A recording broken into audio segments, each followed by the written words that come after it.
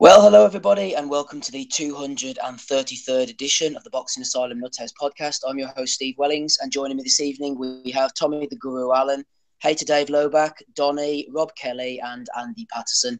We're going to get straight on with it tonight, guys. Down under Brisbane, Australia. I'm sure most of us saw it, if not live, then this morning, like myself. Manny Pacquiao losing a unanimous decision to Jeff Horn. 113 twice and 117, 111. Mark Nelson was the referee. I didn't see any problem with it, to be honest with you, Andy. I thought Horn was big, he was strong, he was fit, he got the punches off. Pacquiao just couldn't fire the trigger anymore. Did you see any controversy? Yeah, I don't think Horn won it 117, 111. I've no problem with people saying that Horn won it, but it was close each side. I think I wasn't scoring it on points. I was scoring it on like a round basis. So I probably had it Pacquiao maybe two or three points. But I've no problem with 115, 113 either side. I just think like 117, 111 was a bit a bit disgusting. But I agree. Pacquiao, I think we've got proof now, regardless of Horn being difficult or awkward and stuff, rugged and strong. I thought that was his best option there last night, was to put it on Pacquiao. But the explosiveness, the power that we're used to, the wee kind of stutter movements that Pacquiao would make before it kind of faked and jumped in with the left hand and stuff like that. None of that was there last night. I think we all know that Pacquiao still is more based on a guy who probably in his early mid-20s and stuff. I just think the size and unpredictability sometimes of Horn kind of set off Pacquiao a wee bit. I wouldn't say it was an absolute robbery. I'd say it was a close fight, and it was made close by the fact that we've got a guy who is clearly diminished for his peak. It might be enough now to kind of push him out the door, but the cynical part of me thinks that they might try and set up a rematch here for more money or whatever. And I don't really want to see a rematch. I wasn't really want to see the first fight, but you can't really kind of knock Horn for what he did there last night. I just think he turned up, he didn't shit the bed, he gave everything he could. It was his first chance, could have been his last chance, and then he fucking took it. So you can't really kind of blame him. I just think it's clearly a diminished Pacquiao.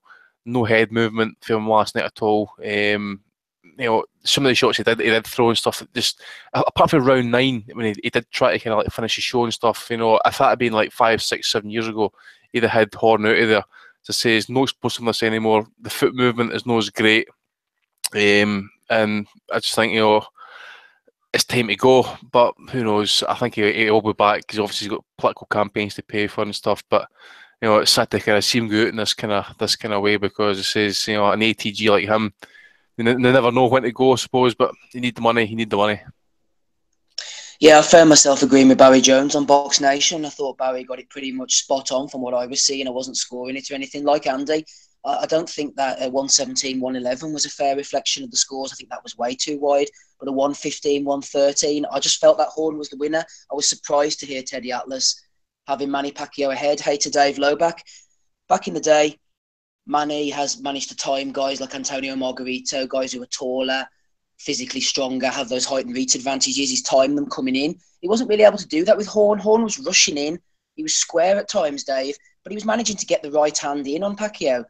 And it is a diminished version of Manny that we're seeing. What did you make of the fight, Dave? What was your scorecard? I don't know what you guys were watching. You guys who had it close enough to have it a draw or that Horn was winning. No way. Pacquiao clearly won this fight. I am fucking raging. This was not... This wasn't. How? Explain to me. How? All right, Pacquiao was clearly diminished. Obviously, he should have had Horn out of there, and he should have looked a lot better. He looked slower. He looked less fleet-footed. I think that was a huge factor. Horn was awkward, and he gave him problems. Horn showed up. I mean, all credit to Horn for showing up. It was a rocky story, except for that they got the decision wrong in the end. I had it 116, 111. I thought Horn won the first, won the 10th, won one of those rounds in between there, and arguably had a share of the 12th. That was a close round. And then there was a 10-8 in the 9th. I don't see how you can really have it closer than that. I mean, he wasn't landing clean. He was doing a lot of mauling, a lot of elbowing, a lot of headbutting. I mean, it was smart work because he was throwing Pacquiao off his game, but that's not scoring work. You don't give points for that kind of thing. I mean, if you can get away with it, do what you want, but that doesn't mean I'm going to score for you if you're not doing anything else. If he had set up some like more clean blows with his headbutts and his elbows and his shoving, then sure, I'll give him credit for those blows, but he didn't. Dave, I think you're doing him a disservice, man. He landed a lot of shots, especially with the right hand. He landed some good shots. Yeah, there's no doubt. I'm not saying he didn't land any clean shots. Pacquiao just landed more. And I got the set, and Pacquiao landed more accurately as well. I know we don't use punch stats. We don't use the way the guys' faces looked at the end of the fight to score fights. So I'm not even going to go into that. I'm just going to go into go round by round and look who's landing more of the clean shots and who's doing more shoving and coming forward. I don't score fights for people who are just coming. The way I see it, if you score the last fight for Jeff Horn, you got to give Maidana Mayweather to Maidana, because that's basically what he was doing the whole first fight. I've heard people actually argue that fight for Maidana as well. Well, that was a closer fight than last night, in my opinion. Okay, fair enough. Let's get Donnie in. Donnie, I don't know where you're sitting on this. I'm starting to feel in the minority at the moment. The first 5 or 6 rounds, to be honest, I thought Horn was doing all the work. I didn't see Pacquiao really landing anything. Maybe I'm stupid, Donnie. I mean, I thought Horn was going to get knocked out in seventh round. I could be seeing this completely wrong. No, I think you're dead on. I actually had Horn up. I think that Manny gave away early rounds, just seemingly because I think what you had in there last night was a good, or even maybe we'll see how good he becomes, maybe a very good young fighter against a great old fighter. And what often happens in those situations is that age deficit makes it a pretty even contest. And that's, I think, what you got. I think that Horn had an absolutely credible case for winning that fight. I thought he did win. I could see it going a little bit the other way, but anybody who's calling it a robbery, I think, is clearly out of their mind. I mean, like you said, in those first few rounds, Horn was doing all the work, and Manny was just giving him away. I had Horn up 5-2, I think, at round 7. And the way I think I ended up was either 7-5 or 8-4 in favor of Horn. Of course, though, I did give Manny a 10-8, in the 9th round, because I thought that he did almost get Horn out of there. But notice how, the old Manny would have came back in the 10th and just completely blown that guy away. But he's not the old Manny anymore. He's old Manny.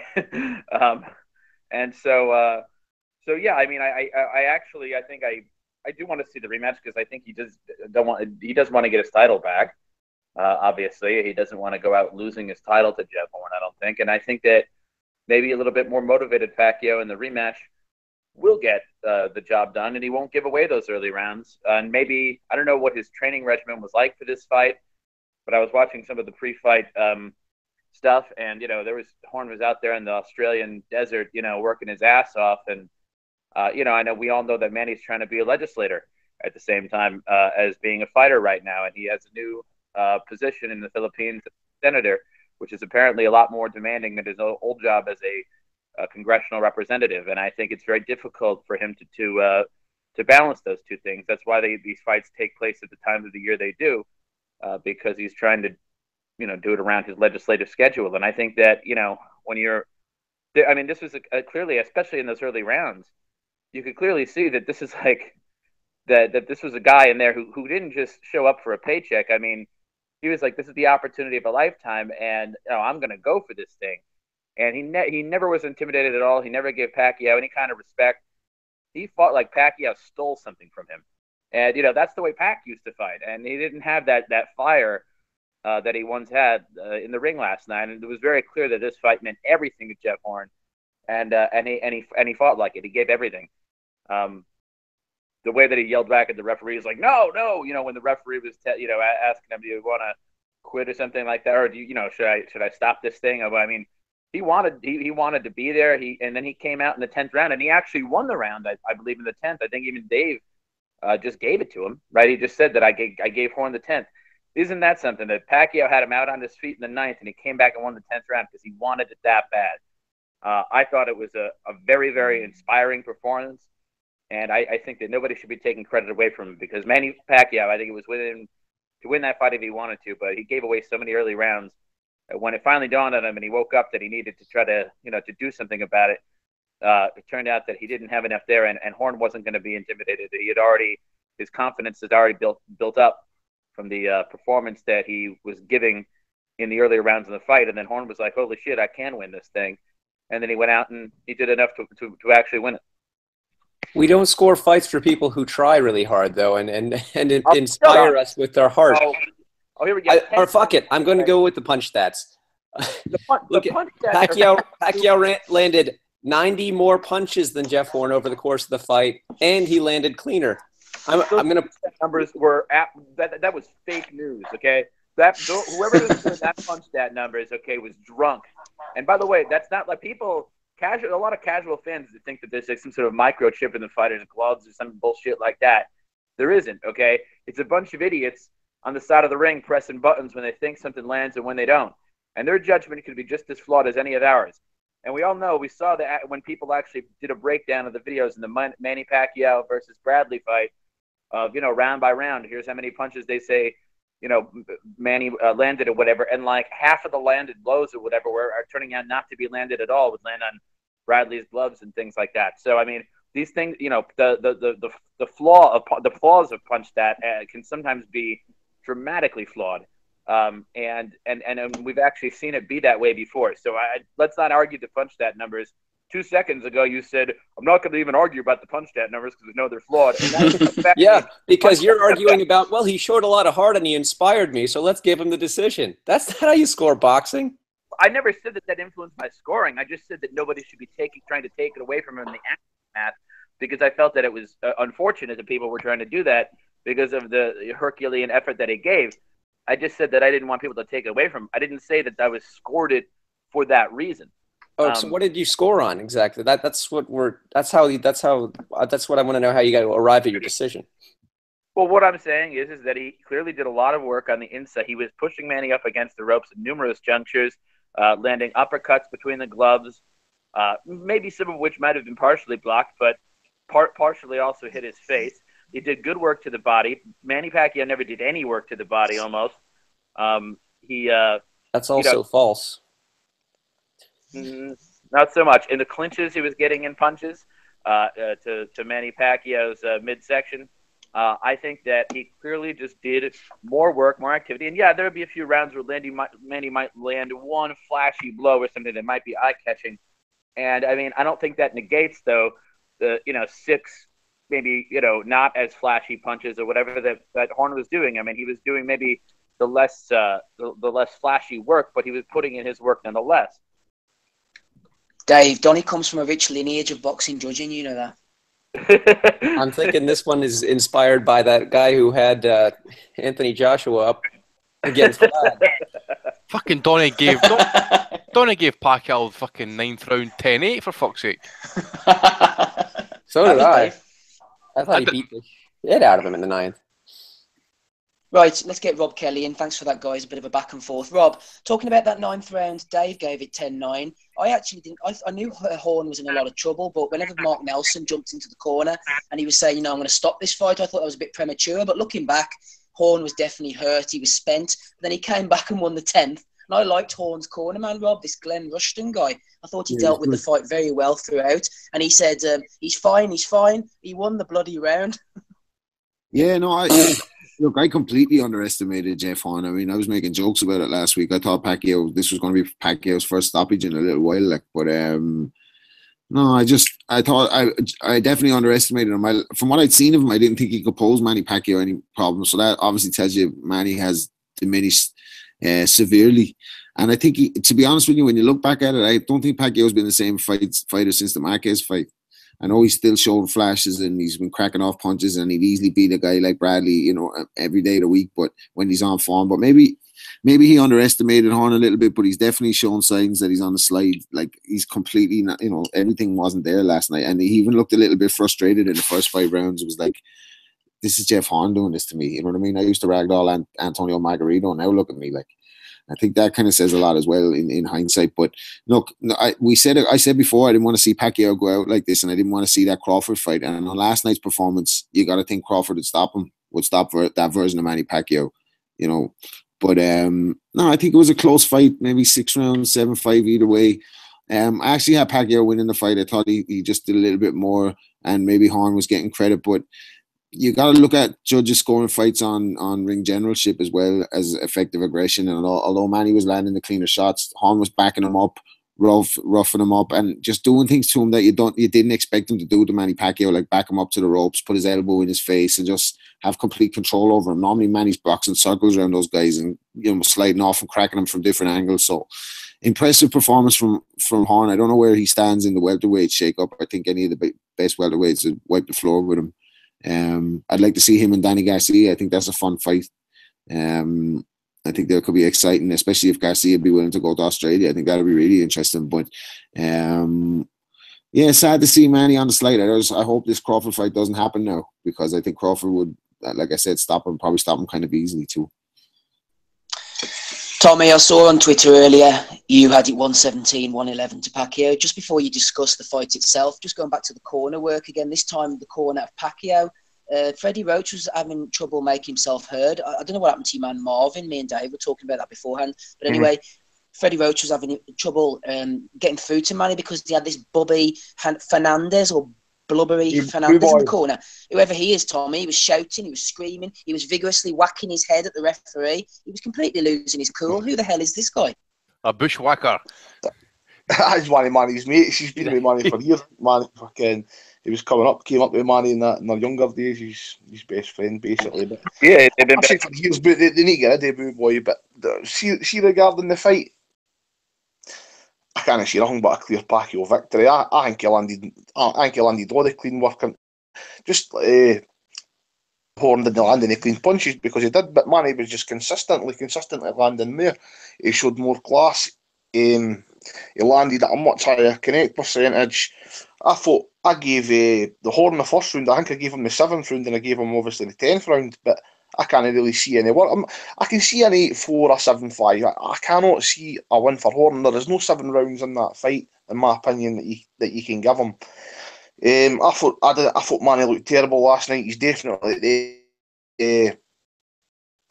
I think they should have the rematch. He won the title back. He won that fight. He'll beat him again. But I think he should actually retire after that. I don't want to see him in my Terence Crawford or that. I agree with Rob, but Rob says here Terence Crawford probably puts Manny away at this point. But to me, last night, that was corruption once again. I'm getting pissed off with boxing now, man. I didn't watch as much boxing as I used to. You're seeing this all the time. See, the last 7 weeks of big fights, we've had fucking shocking decisions. We had one on Friday night as well. Going back to Burnett, we had the obviously the carry on in Japan. It's fucking bullshit, man. I used to watch maybe 5-6 shows every weekend. It's actually a chore to watch. Maybe 2 or 3 shows now. It's bullshit, man. To me, that's bullshit. I'm not trying to disrespect anybody or that in the podcast. I didn't see how anybody could score that fight for Horn. He done a lot of work. He was rough. He was tough. I give him a lot of credit in that. The guy fought his heart out. He's got a lot of heart. He's a tough guy. But Manny Pacquiao won the fucking fight. If you look at the polls online and that, they're all 70-80% in Pacquiao's favour. When that many people are saying somebody's won a fight, they've won the fucking fight. I don't know really what to say now. I hope the rematch gets done. I hope Manny gets his belt back. I hope he retires after that. I'm pissed off. I like Manny. I've been a big fan of Manny for years. He clearly won that fight, in my opinion. Tommy, you say corruption. What's the motive, do you think, then? Because Manny's the cash cow still, even at this stage of his career. Is it just simply hometown cooking, or what's the motive for this corruption? Basically, it's home cooking, and that they've been, I don't know, I'm just going to guess. They've been fine wined and fine dined and that down in Australia.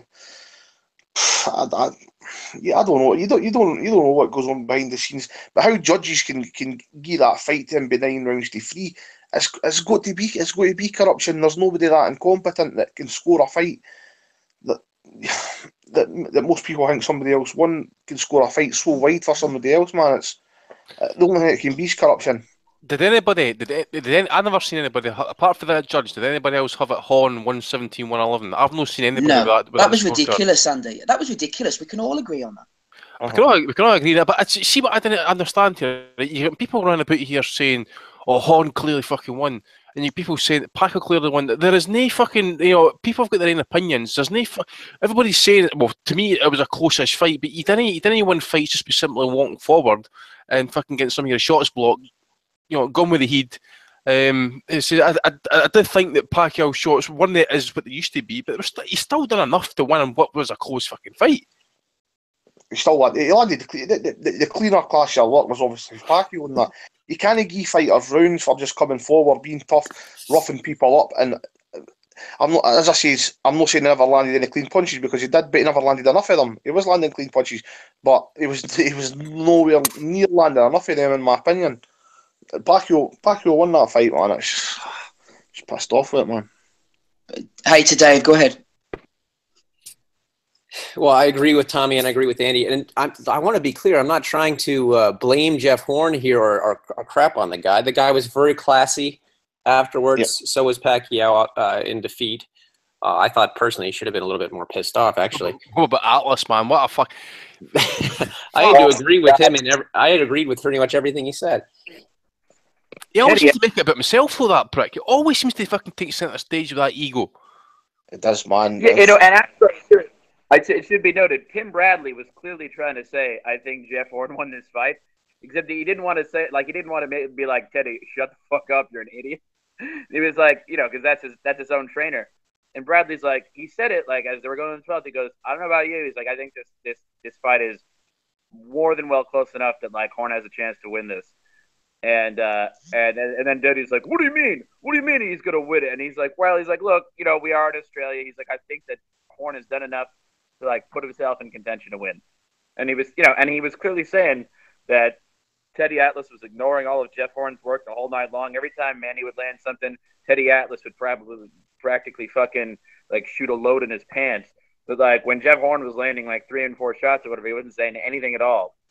I mean, it was completely ridiculous. And then he almost orgasmed in that 9th round, didn't he? Yeah, he's like, oh yeah, he's like, oh, it's like a puddle's running up. It's like, oh, it's fucking bullshit. I was like, are you shitting me, man? The only puddle that needs to dry up is the puddle of the spooge you just spilled out of your pants. But I mean, unbelievable. I mean, and then afterwards, he goes and poisons the minds of all these fans by telling them he's like that they witnessed a robbery when what they really witnessed, what I thought was a good, close, competitive contest. I mean, I know that Tommy and Dave feel differently, but I mean, the fact that Andy said he was well, it was close, and me and Steve both thought Horn won, I think that kind of tells you that, okay, decision is up in the air. It's split, so to speak. And this is what I don't get though. If you look at the online polls, it's 70 and 80% are in favour of Pacquiao. That's no split. That's people saying that Manny Pacquiao's won a fight. When so many people are saying somebody's won a fight, they've won a fight. The fans are the real judges. The fans are saying that Manny Pacquiao won that fight. Yeah, but Manny Pacquiao's a superstar and Jeff Horn's nobody. Of course, they're all. It doesn't matter, man. What does that matter? Because people like Manny and they're biased. Well, so what about when we've seen close fights with Marcos Maidana and Floyd Mayweather, and Floyd Mayweather was a superstar? What? Floyd Mayweather is a superstar. We've seen close polls. Superstar that people hate. Close polls. Yeah, the superstar that people don't like, though.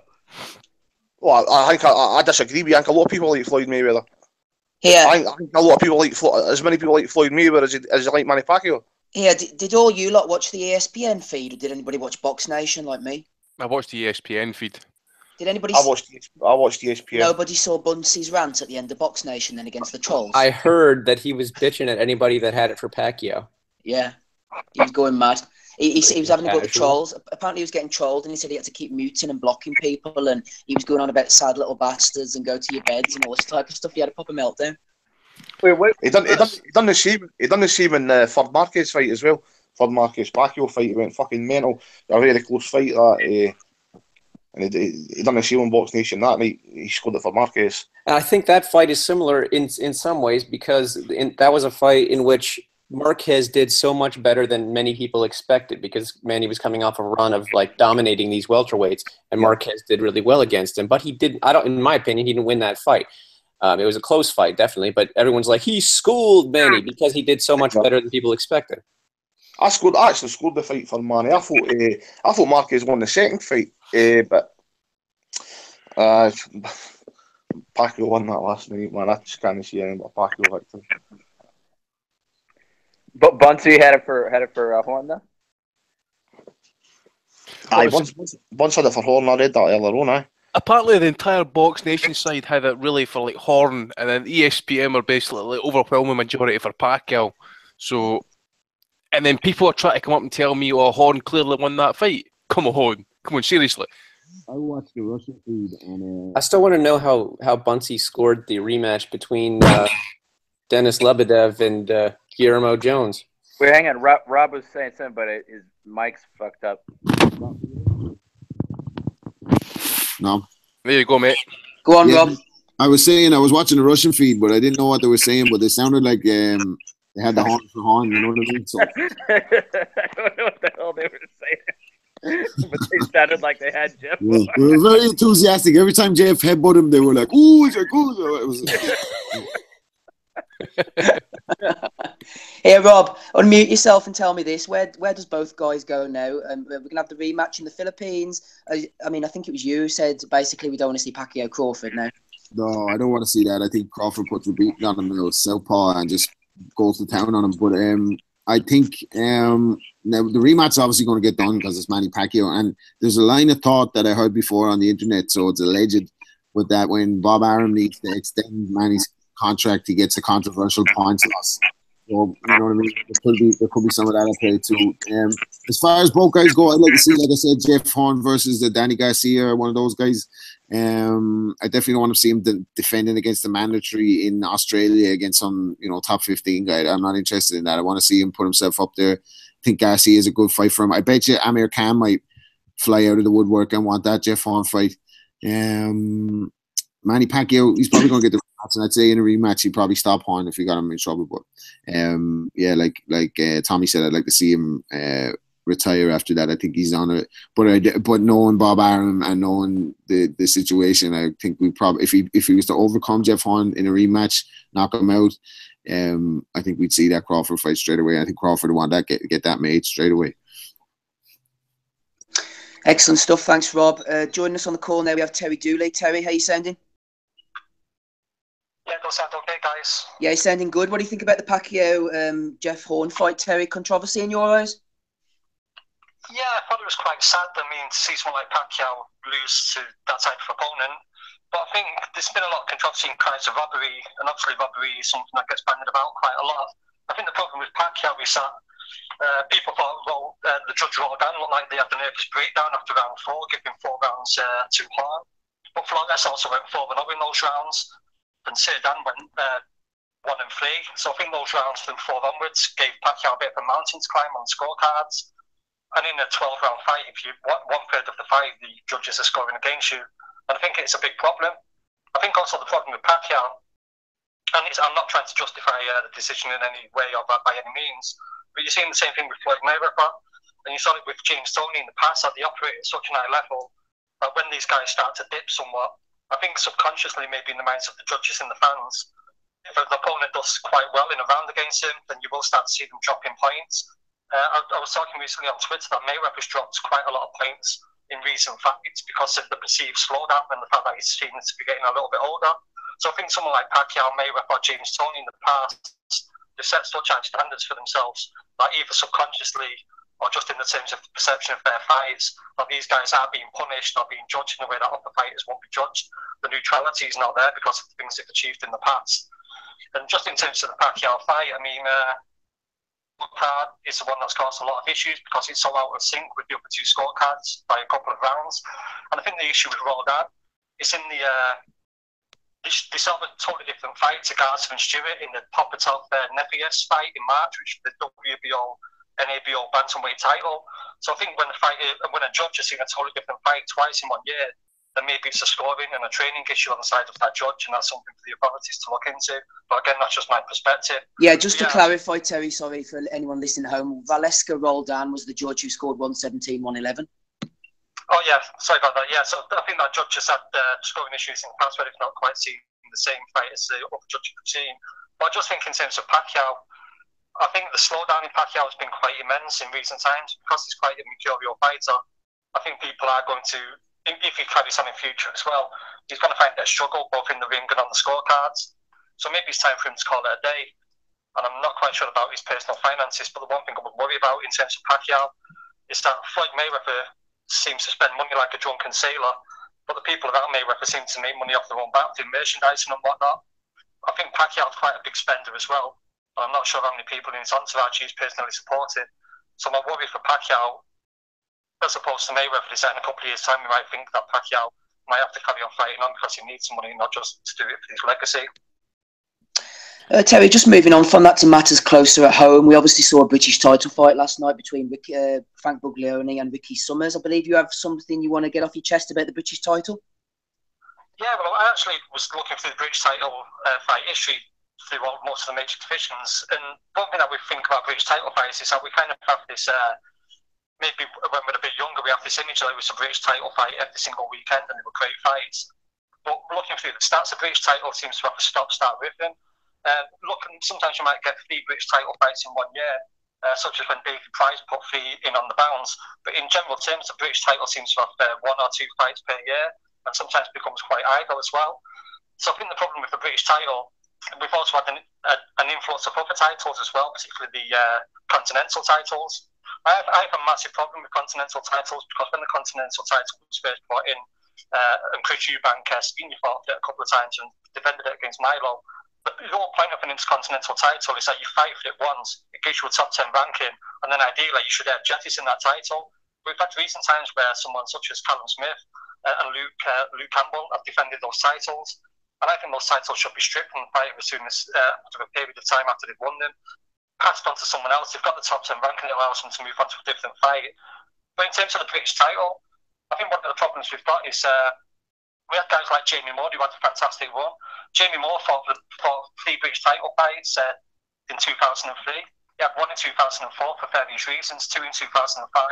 Then he fought Macklin in 2006, which was an high watermark for the title. Then he had to fight Facey again in 2007. I just think that someone like Jamie had too many British title fights. So I think in terms of the board, we all sit down and talk about the British title, and we might talk about how promoters are not using the British title as much as they should do. But I think in terms of historically, the British title has sometimes laid dormant and had 1 or 2 outings per year. So I think the board might need to look into a way that they could possibly change the way that you win the title outright, make it instead of having make it 2 defences of the title, and just try and clean the title up and make other people fight for it as well. And I think it's a board issue. One of the issues we've got is that the board do try to put on British title fights, and then a fighter might withdraw from the purse bid process, or sometimes when you look at the purse bid process, it takes so much time, particularly because of the summer break that we have here in the UK. I just think it's a long, slow process in terms of the British title, and the board can't do this. But in an ideal world, if you say I don't want to fight for the British title, the board should say, right, we're not going to sanction any title fights for any other organisation, be it WBC, Intercontinental, the ludicrous European ones from the WBO and whatnot.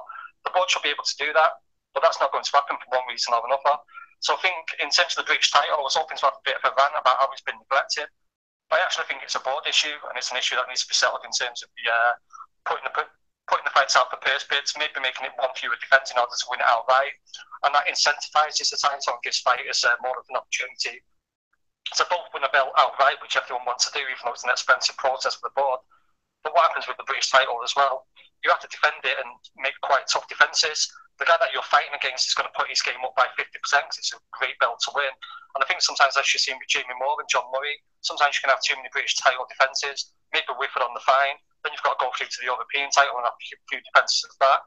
So that's why in some ways, although we hate the intercontinental titles, they are kind of a double-edged sword, because if you win one of those belts, bang, you get a top 10 ranking, but then the organisation should say, right, you've won our title, you've got a top 10 ranking, we're going to take that title off you so someone else can have that opportunity. But some people defend those belts. I just think that's counterintuitive and a problematic situation for the sport, if that makes sense. Yeah, no, that makes perfect sense, Terry. Just a couple more things before we move on. This security article finally saw the light of day. Are you pleased with the response? Yeah, well, people are talking about it, which is always a good thing. So I know the only disappointing thing was that some people prejudged it, and then some people went away and actually read the article and said that they quite liked it. I quite like the backstage stories that goes on behind the fight. So I thought it was an interesting angle with him at the time in terms of increased security presence at fights. So yeah, I was quite pleased with the response. The worst response you could have to an article, and you guys as well doing a podcast, if you put out this podcast tonight and no one talks about it, you've got to see your ass a little bit because you want to generate a discussion. So I think the fact people talked about it was quite good. The fact people prejudged it as a pro matchroom type deal, I think it was just in terms of timing. If Frank Hogan had put on a show immediately in the aftermath of what happened in Manchester and whatnot, then we'd have been talking about an article about their security people having to put on a show in those situations. So sometimes it's a circumstantial thing. So yeah, I'm quite pleased with the feedback, be it good or bad, as long as people don't go too far. And yeah, I'm quite actually. And in terms of the article itself, I'm quite proud of the article, and it's one that I look back in future and think I did all right there, rather than looking back at them the way I usually do and think that's a bag of shite. Final question, Terry. We've had a question come in live on air from Geordie McDonough. We were shitting on Anthony Fowler last week after you left us. I think that he's a loss waiting to happen if he gets stepped up in class. So I'm going to ask you this question. At what stage do you think the great British Olympians will take their first losses? So we've got a few names for you. Okoli, Kelly, Buatsi, Cordina and Fowler. At what stage do you think these respective guys will take their first losses? Rather than going through each individual fight, so I think the thing that you find with the Olympians is because of the way they match, it either goes to one extreme or another. That they go all the way to world title level, and then a shocking loss will come up along the line if they've not been tested along that route. And sometimes you might have guys who, because of the level that they're fighting at, they're not really being tested incrementally in each successive fight. And the thing with boxing, if you're not learning something new in each fight that you take, eventually you're going to have a fight, be it 6, 7, or 8 fights down the line, where you're going to be shown things that you've not seen before. And that's when the wheels come off, so to speak, and people say, where did that come from? If you look at the matchmaking and the way things go for those fighters, the wheels are starting to come off at the moment that they're not taking fights where they learn in each successive fight. And I used to talk to Dean Powell quite a lot, and Dean Powell always said that matchmaking was a thankless task, but it was an art form as well. And Dean, I think looking back in retrospect, Dean was a master matchmaker and knew when to make the right fights at the right time. Yeah. But he also knew how to incrementally make those fights. So I think with the guys who are Olympians, when they turn over, they've got to be given a challenge in each successive fight, whether it being given a stance that they've not seen, a type of style that they've not dealt with before, or given an opponent who might force him to drop a couple of rounds or come back and win some rounds to take the fight. I think it's a crucial balancing act, and if you don't get the balancing act right, fighters will fall apart, but some people will see it coming because of the way that the fight's been matched, if that makes sense. Certainly does, Terry. Thanks for joining us. We'll get you on again next week, hopefully. Yeah, good luck, guys, and have a good one. Cheers, Terry. Cheers, mate. Thanks. Bye. Bye. Terry Dooley there, everybody. Right, let's get on to the undercard over in Australia. Andy, did you see anything that excited you? Maybe the Japanese guy against Kahas. Yeah, it was a vicious body shot, that, wasn't it? I've seen Kahas fight a couple of times. He seems like he's a really good boxer, but he's obviously got this wee bit of fucking power that I didn't really know about. But I tweeted out about this fight last night, and I think people must have been in their bed because I didn't really kind of get back in touch with about it. But Shane Mosley, by the way, Shane Mosley reminds me of, like, a week after shagging something, shagging one of those dirty women, pure filth, right? And then a week later you get the fucking yellow discharge for your cock. It's fucking pure putrid, isn't it? I mean, Shane Mosley Jr. is absolute fucking shit. Even the missus is laughing at that. Hey, am I right? Jesus Christ. You laughing at me? It wasn't recently. She's one lucky woman. But that was I didn't see that Salamov against Hooper victory. That was obviously, I think it was an upset, that one. Mick Conlon I did see as well. I don't know what his issue was actually with the referee. I know he'd hurt the guy with the body shot, but He must have just felt that he was just beating up the guy. It was just like, time to kind of stop the fight. So I suppose he'll get moved up in classes again as well, because that guy that he fought wasn't all that great, was he? So you got to say fair play that David Toussaint against Mosley Jr., because he beat AIDS, by the way. So I kind of like comment on Salamov, but I was really kind of impressed with German and Kahas. Super flyweights, obviously, just bitching with fucking great fighters. As we see this card come up in the LA as well, so and Kahas is definitely in about that mix now. Like, I had the fight on Box Nation, and my young son walked in. Finley, he's only 5, and Kinoshita had just took the body shot, and he said, "What's this, Dad? Why have they got little kids fighting on the telephone?" The little 115-pounders, hated Dave. That was an impressive performance by Kahas. I don't think Nirashita was very good. I mean, he certainly was. He was one-dimensional, as Teddy kept yelling. Sorry, Dave. Can I just say, see on Teddy Atlas alone, like, I think I so wish that if we could go back in time, that Donny Leon was actually still in his house at that time, and he walked around with that gun, and he'd been fucking jail, so then he'd listen to the prick. Hey, but that post-fight rant was hilarious. I mean, I thought it was also very classless, but it was also pretty funny how he's like, "Hey, Jeff Horn, nice to meet you. I think you're a very classy young man, but you lost." He says that to the kid who just had like the biggest moment of his life. But yeah, I mean, and Kahas, I mean, good performance, right? I mean, I'd like to see this guy again. Do you remember when Larry Merchant had punched that guy who got into his interview? That was legendary. Get the fuck out of here! I was, ooh, shit. I wish like Larry just came in last night and just took Teddy Atlas and just shoved him halfway across the ring. Said, "Get out of here, you fucking amateur! I'll do this." Oh my god, I wanted to fucking shoot him when I fucking was watching that telecast. That fucking pissed me the fuck off. Oh Jesus. Anyway, sorry. That's okay, Donny. Donny's not happy. Rob Kelly, just looking on the undercard, bit of an upset for this Salamov losing to Damian Hooper. I didn't actually see that one. Anything that interested you, particularly Conor? Yeah, Rob. Yeah, shout out my man Mick. Good win for Mick. I'm really interested to see how things are going on for him, because he has the potential to be such a big star. They did the right thing getting him to Australia. He had a huge Irish reception over there because half of Ireland emigrated over there. So they're moving him in the right direction, and I'm excited. I'm really excited, but I want him, like I said before, I want him to be paced just right and move kind of at the same pace that they move Jason quickly, get him into that 15, 16 and start testing him and moving him up, because he has time, and I'm excited to see where he's going to go. I see Mosley Jr. got his ass beat. What's the crack with him? He's back off the juice. He must be no good off the juice, is he? Because he was caught before, wasn't he? So maybe he has no fundamentals. He did. This is his first fight with his new trainer, I guess, which is not his dad anymore, thankfully. I mean, I agree that's usually not the best idea. But to be fair to Shane Jr., I think the opponent wasn't bad. He was undefeated. Well, he had 10-0. So I mean, the guy had some skill. He had some good timing, and Shane Jr. was able to get into the fight towards the end of it when he started using his jab. I wouldn't write him off totally. I hope he keeps working at it, and we see what. I mean, he'll probably end up just being another Ronald Hearns, but I mean, I don't want to write him off completely based on this fight, because I think the opponent was pretty good. Yeah, Dave, talking to Ronald Hearns, I think I saw him on the box rec the other day, and he has 12 losses on his record now. I think it was him. It was one of the sons, anyway. Ronald Hearns, him that fought Felix Sturm. Yeah, was it him, or was it? It wasn't Pryor. It was one. I'm sure it was Hearns, and he has 12 losses on his record or something. Now I thought he'd quit. Was it no Ray Robinson? No, it wasn't. He won last night. Who did he beat?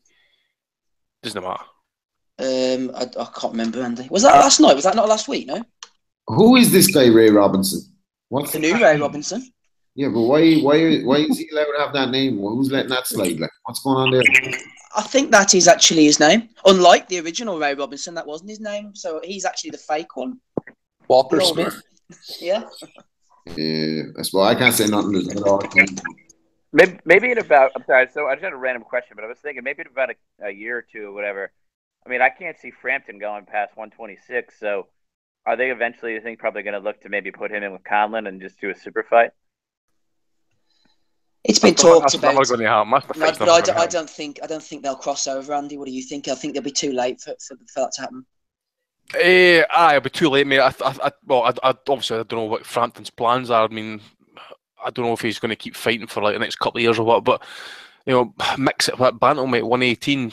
You know, Carroll's 126. I don't see it, and I think the way I don't think Top Rank are interested because the way Mick was talking is they're working towards a world title fight within 2019. I think. Well, I think by that time, I think Frampton might be retired by that point. I thought Mick is at super bantamweight.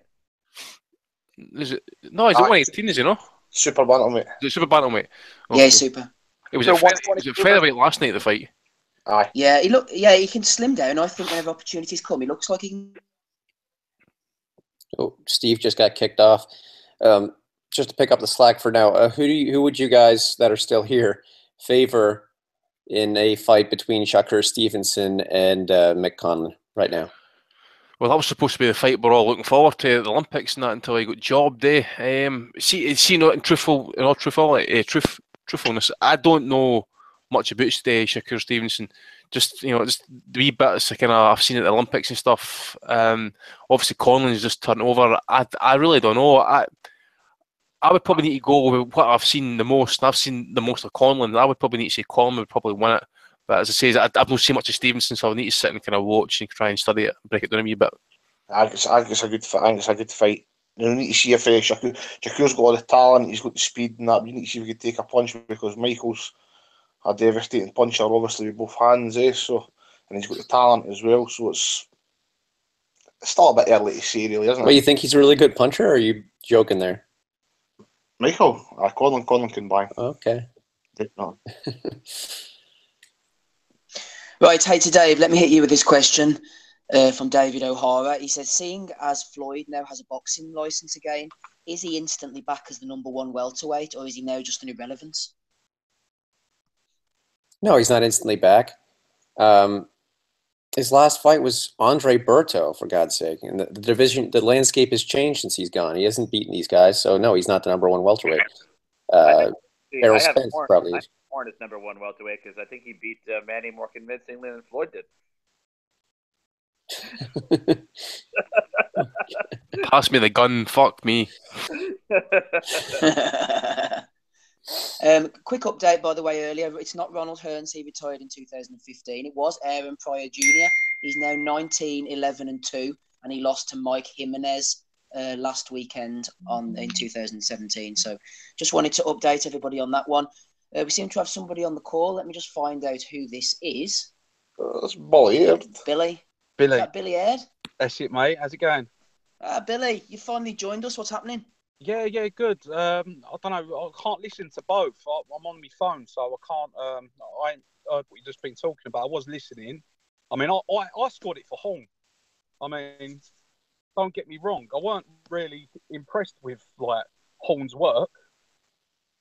I thought it was frustrating to watch because some of the mistakes he was making and Pacquiao just couldn't capitalise on it. Was just he was leading in with the right hand. He was coming in square on, almost like he was switching and sometimes leading with the left hook. He was just swarming all over him. I mean, I know people say about punch ratio and stuff like this, but it's kind of like if you're punching someone's arms, you're pushing them down, you're smothering them like Hatton esque. To me, it's kind of like you're dampening a lot of their kind of work, and I thought he'd done that. I thought Atlas and his commentary was just digging the lad out the whole time. I mean, it weren't impressive stuff, but to me, it was effective, scoring a lot of the rounds for him. Billy, were you not down at this O2 card last night enjoying it with Eddie, no? Oh, no. To be honest with you, I was down at the caravan the other day and I couldn't get it on my phone, so I had to go to this clubhouse. And I just, to be honest with you, it was more of the same. I just kind of got sick of the... It weren't about how good these, his talent is. It's about how bad the opponents were. And it was just kind of it just got embarrassing. And then some fella started talking to me and he was just a complete, utter, casual, and I was get out of here. I've got to get home. I mean, I think the Bully Only fight was on next, and I thought I'm going to go home and just go and watch like a DVD or something with my kids. Like, you know, I thought it ain't worth being away from them to watch this. Billy, let's bring in the guru here. Tommy Allen, go ahead. I'm absolutely shocked that Billy sounds normal when he speaks, man, after following him on Twitter for so long, yeah. All right, Paul, I just thought he was Irish, man. Yeah. I got Scouse. My dad's a Scouser, isn't he? Oh, sorry about that, mate. I would just kill yourself now. We'll not hold that against you, Billy. Yeah. Can we just say while you're on the call, actually, see that fucking Billy Warren on the fucking YouTube chat? You shat the bed. Shat the bed. Yeah. Anyway, go to our Billy. Billy, what do you want to talk about while you're on? Well, I mean, I suppose you was talking about Fowler earlier. I mean, Anthony Fowler, I think he's made trying to get down to like 11 stone and stuff. I think he's killing himself. I'm not impressed at all with the move. I mean, because the thing is, I think with boxing, it's like everyone seems to want to fast track now and be like, you know, have their name in lights, sort of like without being a seasoned professional. I mean, I know he's got experience from the WSB, but I mean, he was fighting now lows. He was giving, like, I think he made it pretty comfortable, but you can see by his body, he's pretty lean and sort of, you know, well built. And I think, like, another fighter, obviously Cole Froch, he won the ABAs at like 75 kilos, and he only used to weigh in at 73, you know, and at that time, he was 71 kilograms. And, like, you know, even when he turned professional, everyone, like, when you look at Froch, you used to kind of think he's a bit of a freak, like, at the weight. It wasn't until, like, he started telling people how easily he'd made weight that people started going, oh, well, he's not really, like, a big super middle. He was a big super middle, Froch. He's very strong as well. But Fowler, you know, at 11 stone, like, you know, I think once he's in a hard fight and you see him get cut, and I don't think his strength's going to be there at 11 stone. And I think someone like Ted Cheeseman would batter him, like, once it goes past 5-6 rounds. Billy, it wasn't until I spoke to Scott Mulligan whenever we were in Las Vegas that he was telling me about you. You come from big boxing stock yourself. Do you want to tell the listeners about that? Yeah, I mean, obviously, like, my dad was like a professional fighter, but he also sort of got his fingers involved with, like, promoting, managing. Sort of like when he was promoting, it was only kind of like Mickey Duff and Warren at the time, and they used to actually, like, have rights that you couldn't use the same venues as them. Like, you know, they'd have the York Hall. He had to go round the country stalls, and, you know, he was quite fortunate. He got a really good backer called Terry Ramsden, who was like a high flyer on the stock exchange, and like, he spunked all his money on horses, but he was promising to pump loads into the boxing and stuff, but that didn't materialise. But yeah, my dad bought the Thomas A. Beckett gym. So, like, obviously, as a kid growing up, I'd be sort of like in the gym down there watching, like, you know, Jimmy Tibbs train fighters. You know, Dean Powell was about at the time. That's when, like, Dean Powell first got into boxing. He was kind of like, you know, Dean would just like, sort of, you know, clean up the gym, like, do the scales, take people's hands, you know, and he was very, like, you know, he was just a student of the game, Dean was. Like, my dad... Because Dean was originally from the Black Country, wasn't he, Billy? I think. Yeah, that's right. Dean. I think he was at, I can't remember the amateur, my dad would know the name, the amateur club, and there was a very good boxing trainer there. I can't remember the guy's name now, but yeah, he kind of, like, he was in that gym for a long time, and then he come down to London, went, I think, like, my dad's friend Gary Davison, late Gary Davison, he had the gym before us, and sort of, like, you know, Dean come down and sort of got involved then.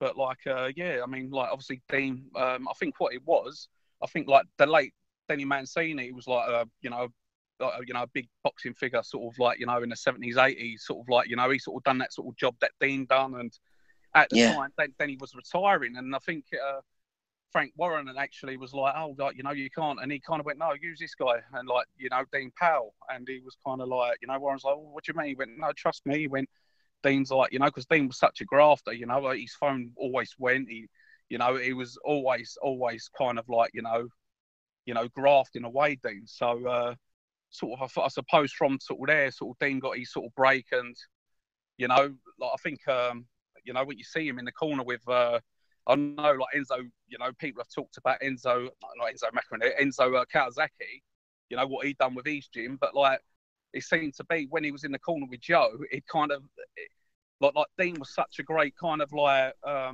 you know, the advice he'd give and calm that corner down. A steadying influence, yeah. Yeah, I think it was brilliant. I mean, I think he even helped Anthony Farnell out in the sort of beginning. You know, Anthony Farnell had, you know, when he first got his young, you know, his young crop of fighters with, well, he had Gavin, didn't he, and Bellew, and I think he had Connor as well, didn't he, and Stephen Bell and a few others. I think sort of Dean sort of chipped in there as well and kind of helped him out.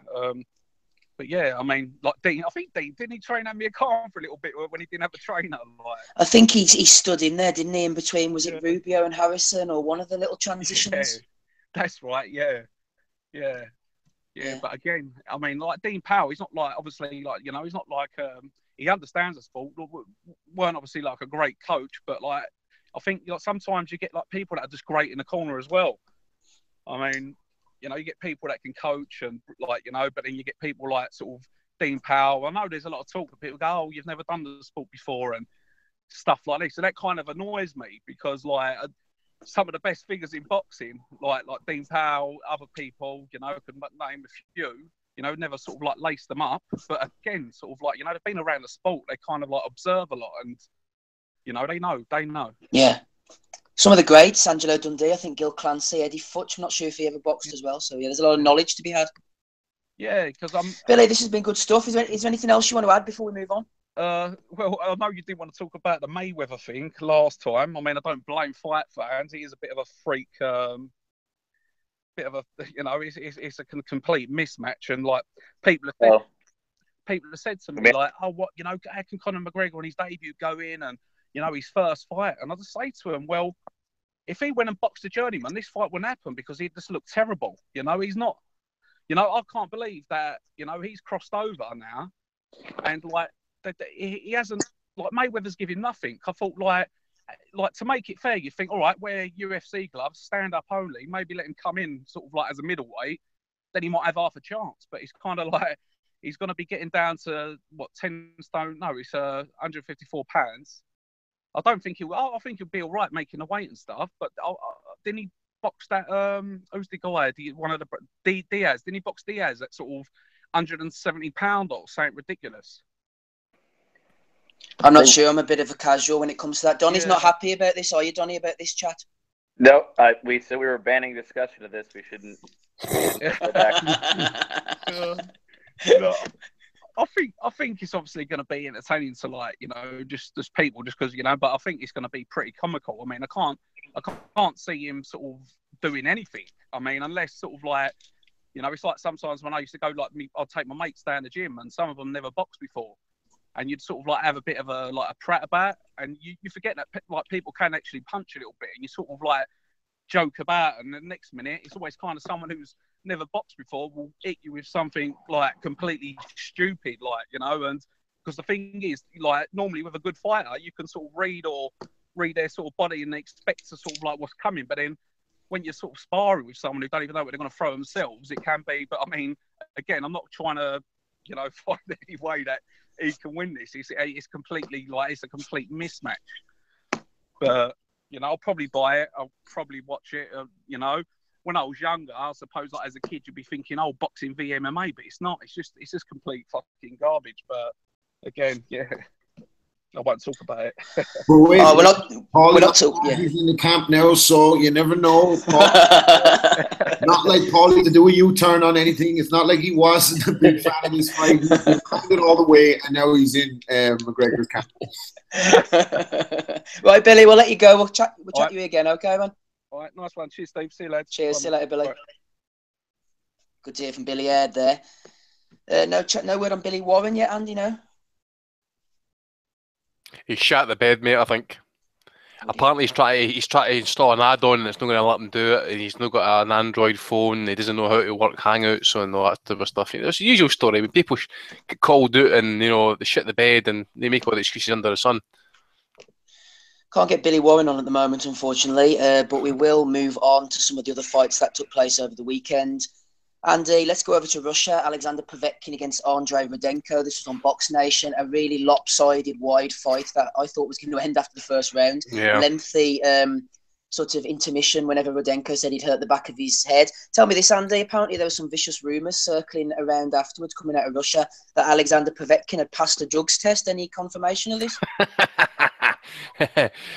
Well, he passed the eye test slightly. I mean, he looked quite saggy, didn't he? And as you say, I thought the way it was going to go, actually, the fight was going to get stopped early doors, but it was just a kind of plodding performance. He was basically winging in the left hook.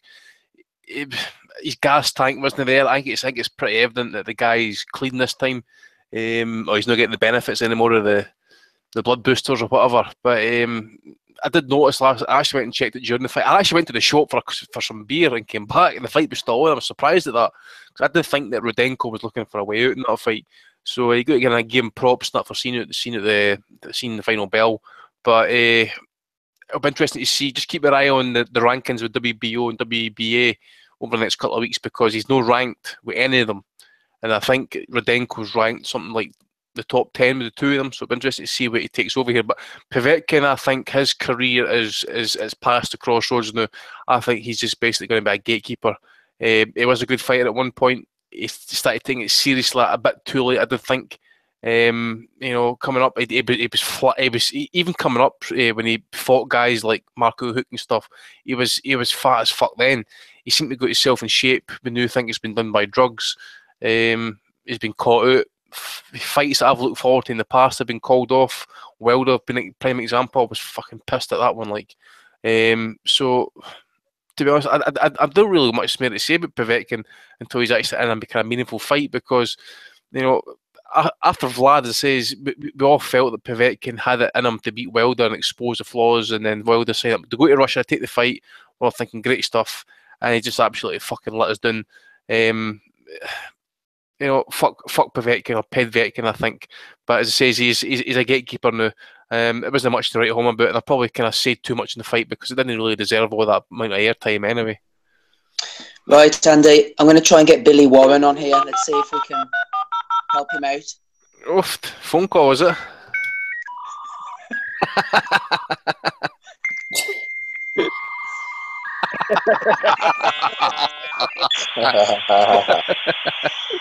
Some of our younger listeners might not appreciate that one. That's a spectrum.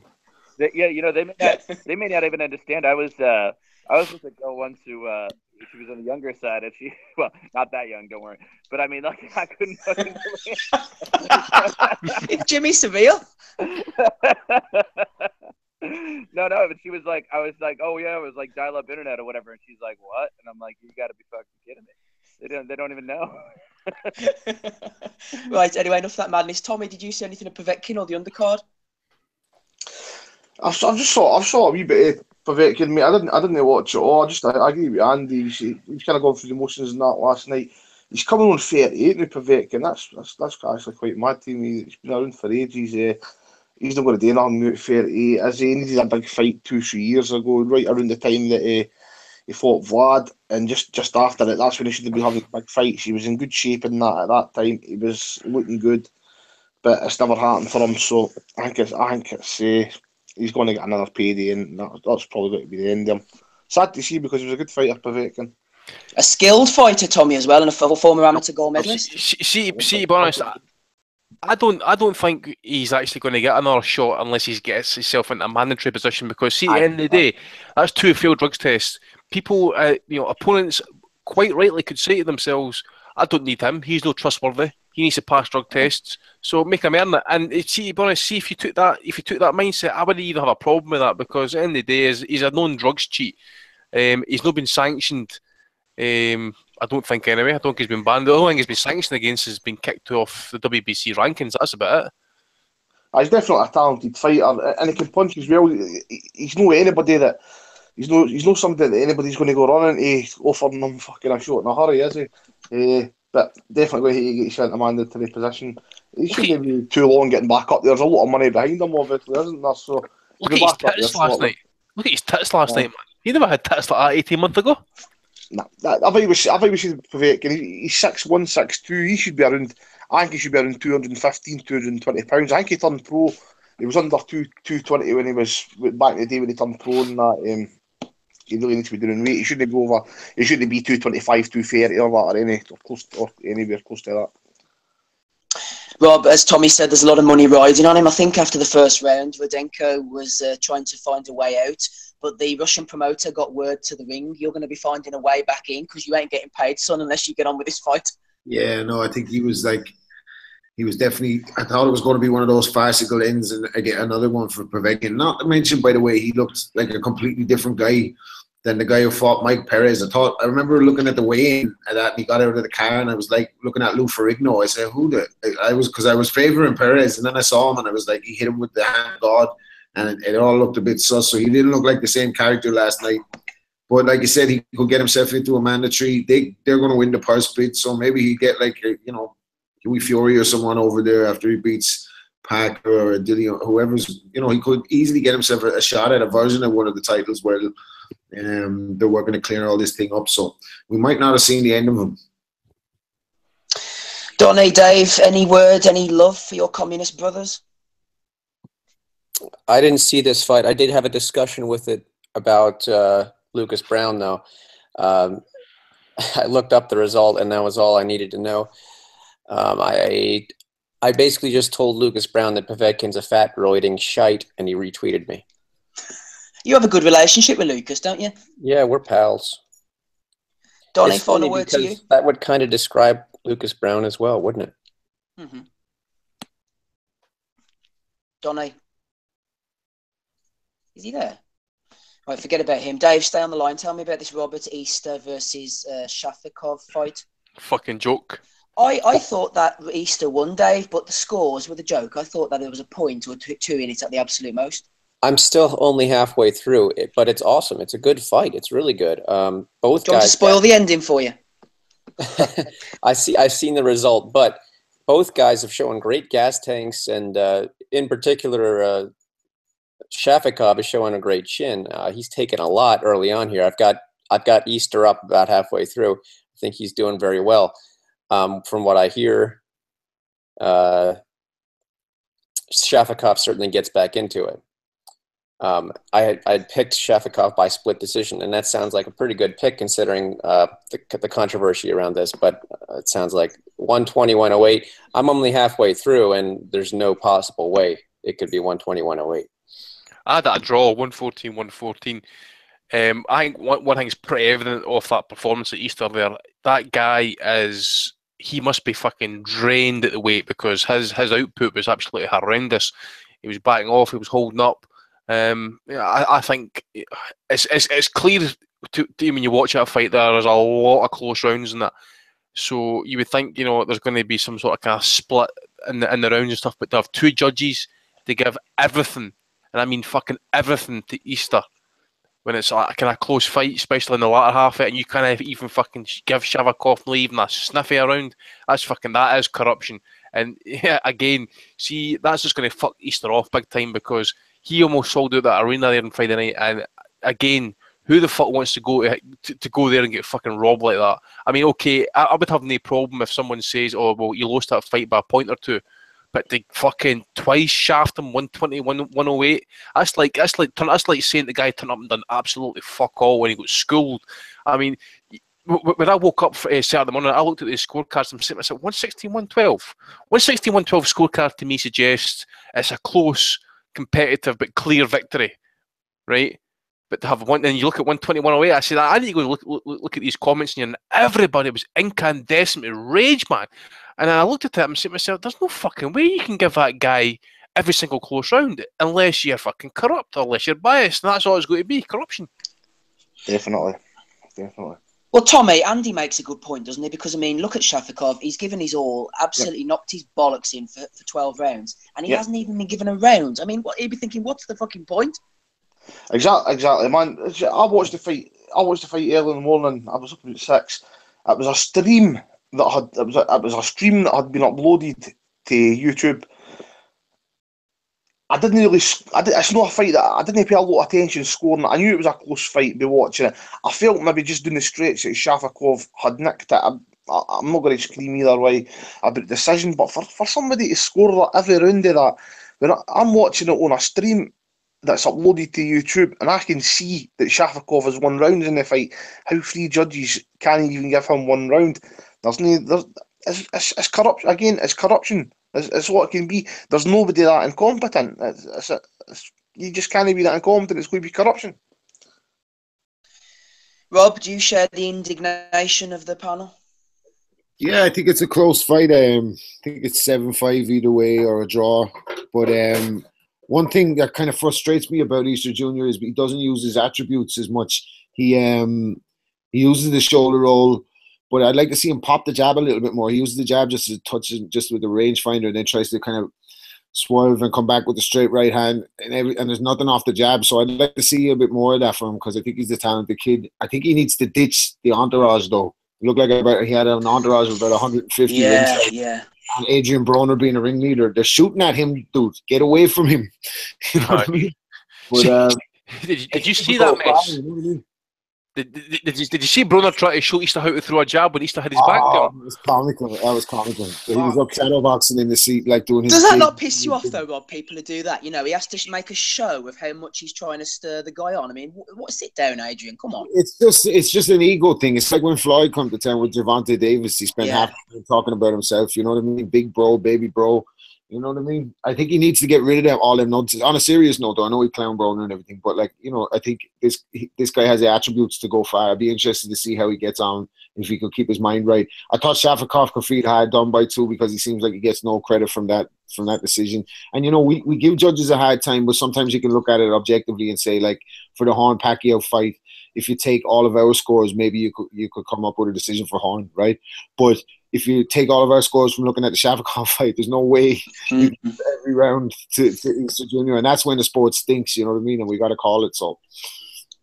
I'm no expert, Rob, when it comes to the technical stuff, but I thought that I agree with you on Easter. I think he needs to plant his feet and let that jab go in 2s and 3s, because the shoulder roll, Rob, if you notice, Shafikov had worked the shoulder roll out after about rounds 4 and 5, and he was whipping his left hand right round it. Well, there's only 2 fighters I've ever seen that can actually do that shoulder roll, and that's Tony and Mayweather. And everybody else that's attempted it seems to get caught over the top.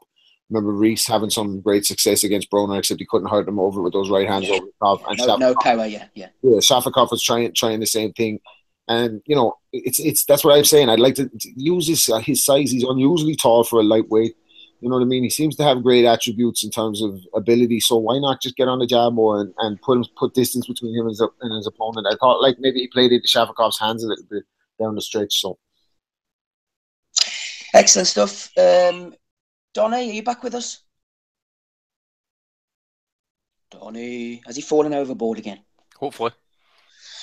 Right, we'll move on, Andy. We can avoid this shitfest no longer. Frank Buglioni against Ricky Summers down in London. Matthew Ryan, Ted Cheeseman, Bellotti, Ball, Okoli, Ben, Chamberlain, Buatsi. Jamie Cox apparently was fighting as well. I didn't see that one. Did you even watch any of this, Andy? Did this perk your interest?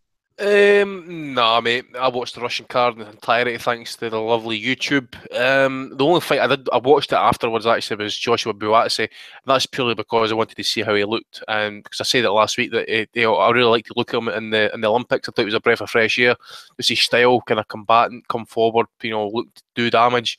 We can't obviously tell too much against that shite that he was facing last night, but I thought he looked, to be honest, I thought he looked quite impressive. Picked his punches pretty well. Seems quite compact with him. Throws him pretty well.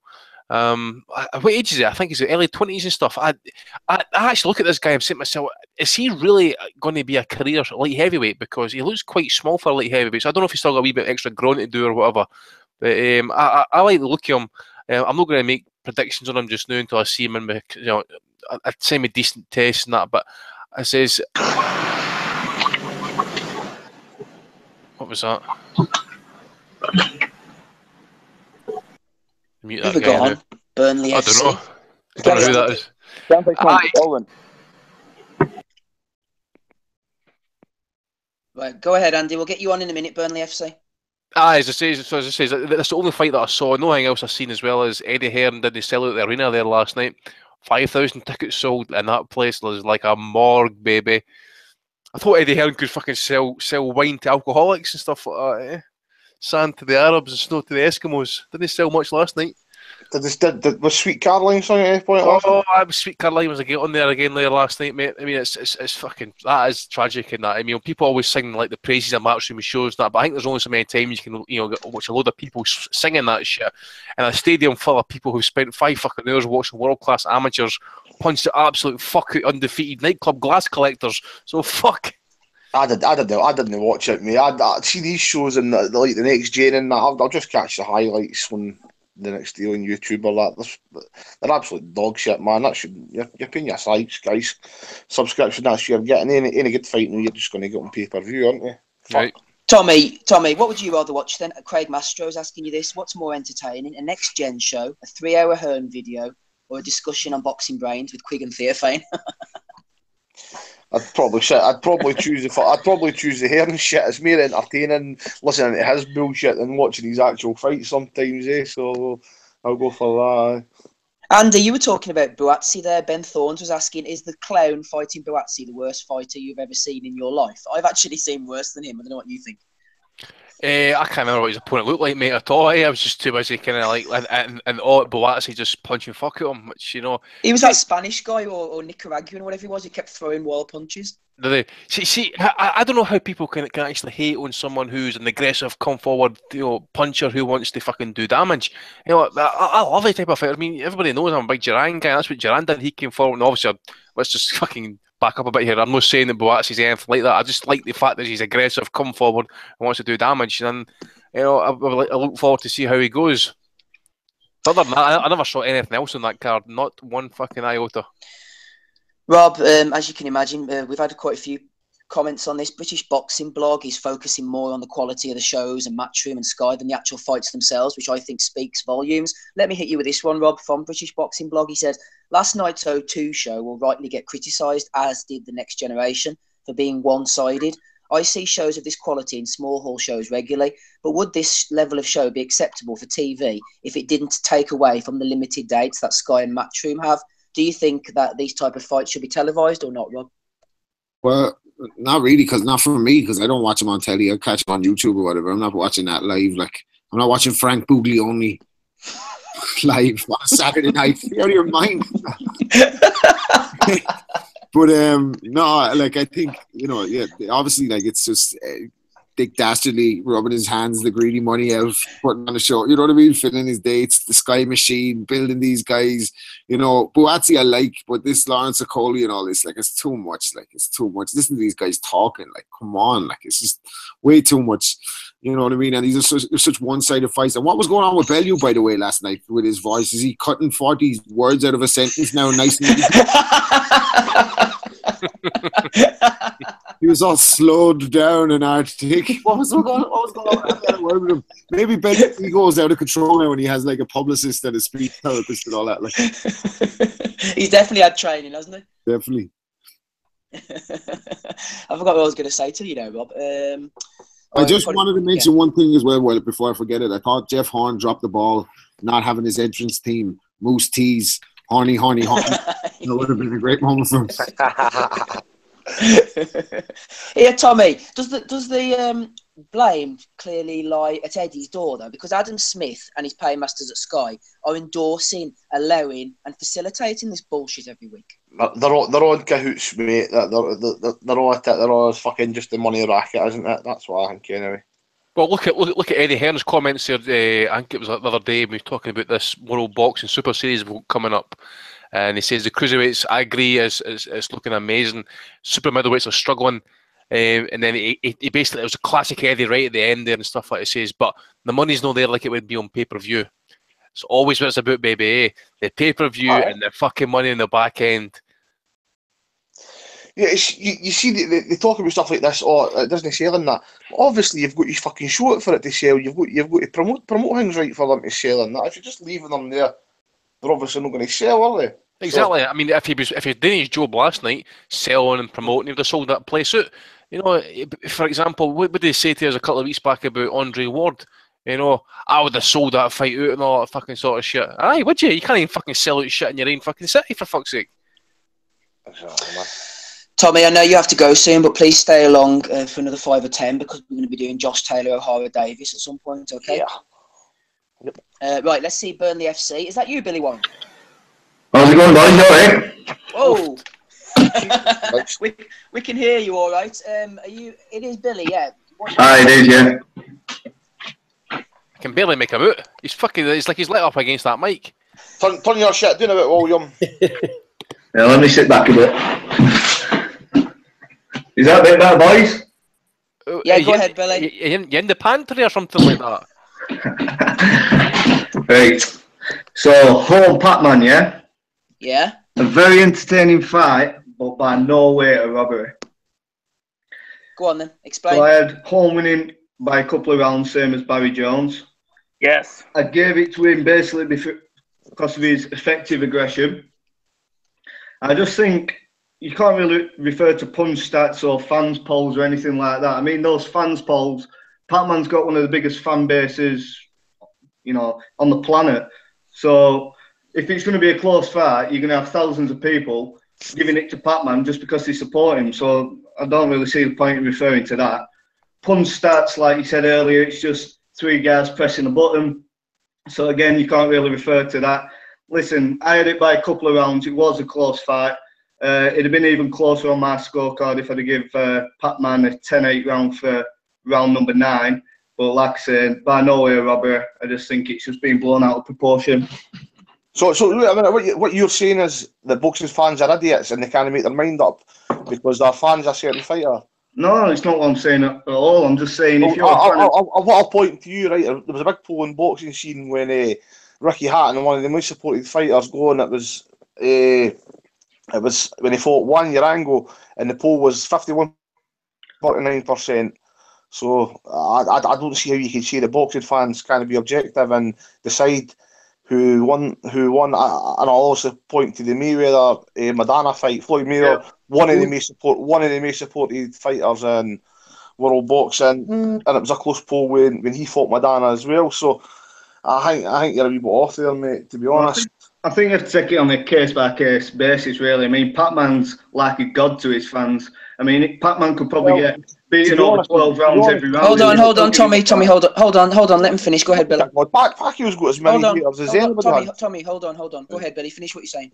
Yeah, but you have to understand that Pac-Man's fans, they regard him as a god. I mean, let's get it right. If Pac-Man got beat over 12 rounds, most of his fans would probably still give him the fight. So I think these online polls, you can't really go off them.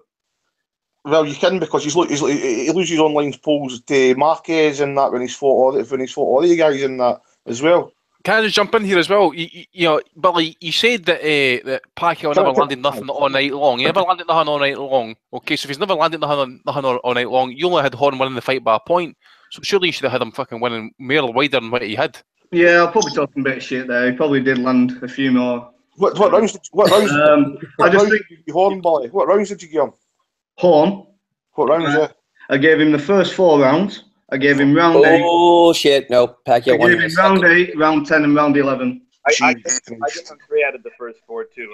And don't listen to these assholes. And Barry Jones did as well, didn't he? Yep. So 7 rounds to Horn, 5 rounds to Pac-Man. Like I say, round 9 could have been a 10-8, so you could have probably given him.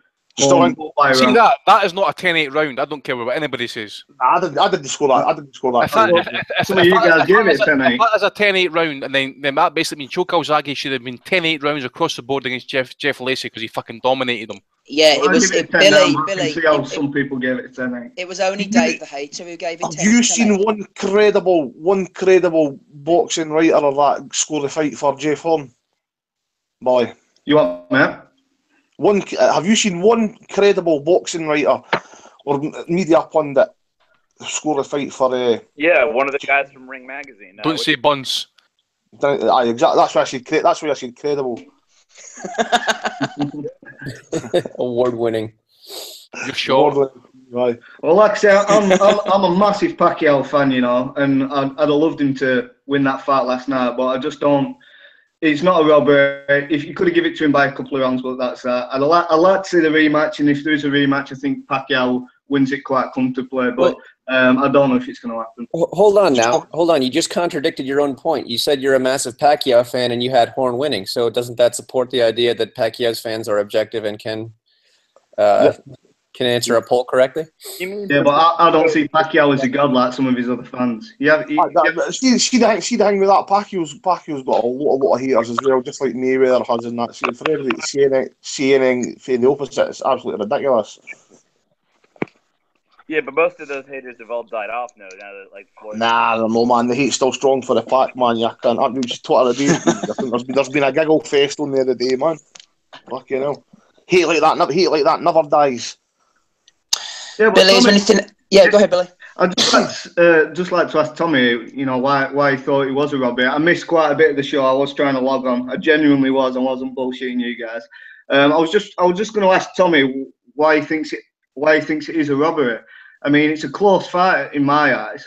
I can't see how it's a robbery though. Because it wasn't a close fight in my eyes. Yeah, but why? I mean, he was being pushed back. Pacquiao was on the ropes for the first 4 rounds. Because I felt Manny was landing the cleaner punches consistently over the course of the fight. He was landing the classier work, the consistent work. I thought what Jeff Horn done was he roughed Manny up a lot. He did land a few clean punches, I'm not saying that he didn't, but over a consistent basis, Manny landed the cleaner work. I didn't score on aggression, I didn't score on elbows landing, didn't score on headbutts landing. I scored on clean, crisp punching. And that's what I seen for Manny Pacquiao was the cleaner, crisper work, the classier work. And that's where I scored it for him. I mean, that's your opinion. I mean, I can't see how Jeff Holland hasn't won 5 of those rounds, but there you go. That's what boxing's about, opinions, isn't it? So yeah, exactly. Let me bring in Rob Kelly at this juncture. Yo. Go ahead, Rob. Do you want to say something? Oh man, I don't know. I was just listening in there. No, I was just listening. Nothing to say. No problem. Nothing from Rob. Billy, anything finally before we move on? No, that was it. Just got asked to come on, so come on. Look forward to hearing you guys next week. Excellent stuff. Thanks for coming on, Billy. Regardless of your opinions, you're always welcome with us. Yeah, cheers. Cheers, mate. Cheers. Right. Cheers. Fair play to him for coming on, man. His opinions. He was getting trolled to come on, and finally he bit the bullet and decided to come on. He had to end it. I just felt the need to call him out because he was talking shit about me on the chat and that about the score and me calling it a robbery. I think it's a robbery. It's a robbery. As I say, man, the polls and that I thought it was quite wide for Pacquiao. Just my opinion. If other people want to see it otherwise, that's fine. You know. He came on and had to go. Right, if anyone can answer this question, then go ahead. I've been trying to think about it all day. Joe O'Neill threw it in. If not, then we'll move on. In light of Buglione, who is the last boxer to headline a bill on their Matchroom debut? Can anybody think of that one? Last boxer to headline a bill on their Matchroom debut. So Ricky Burns. Ricky Burns, a good shout. No. Froch. Tony Bellew headline was his first fight. No, it wasn't Cleverly, was it? No, Cleverly was on Box Nation, the first Box Nation show, wasn't it? Or he beat Brudoff, I think that was one of his first fights with Matchroom. What was the one that I said? Kilbrook. For his debut, headline of Matchroom show. Was it McIntyre? No, that wouldn't. Was that a headliner? Yeah, it was a headliner, wasn't it? What about Frampton? Frampton was there briefly, was he not? No. Yeah, but he fought on the undercards. He fought Chakeen and then. All right, so it was the Martinez was in the first fight then, no? No, he fought on Sky before that. Right. I think Donnie's right. I think Burns is a good shout. Actually, that would be. Yeah, it's an excellent one. Burns is a good shout. That would be the Gonzalez fight, is it not? What about when Quigg came over? Was he with somebody else? Nah, Quigg wasn't a headliner. Nah, Quigg's first headline was the Frampton fight, actually.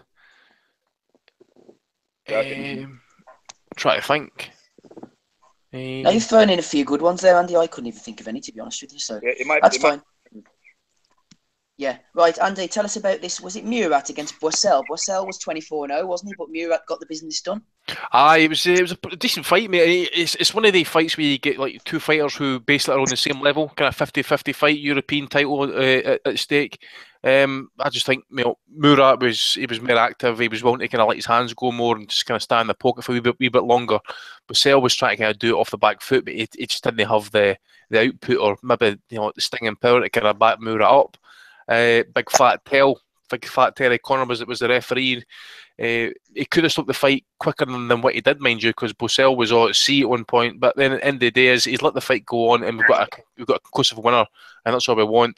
And I've got this sneaky suspicion I think we might get Murat heading into that super tournament with the middleweights. So that was that fight. It was it's pretty decent. It's on YouTube and that. And the other fight that I watched was one for France. That Brian Castano against Michel Soro for interim light middleweight title with WBA. Good fight. I was trying to remember where I've seen this Castellano fight once before, and it was actually in the World Series of Boxing. They beat Derevchenko.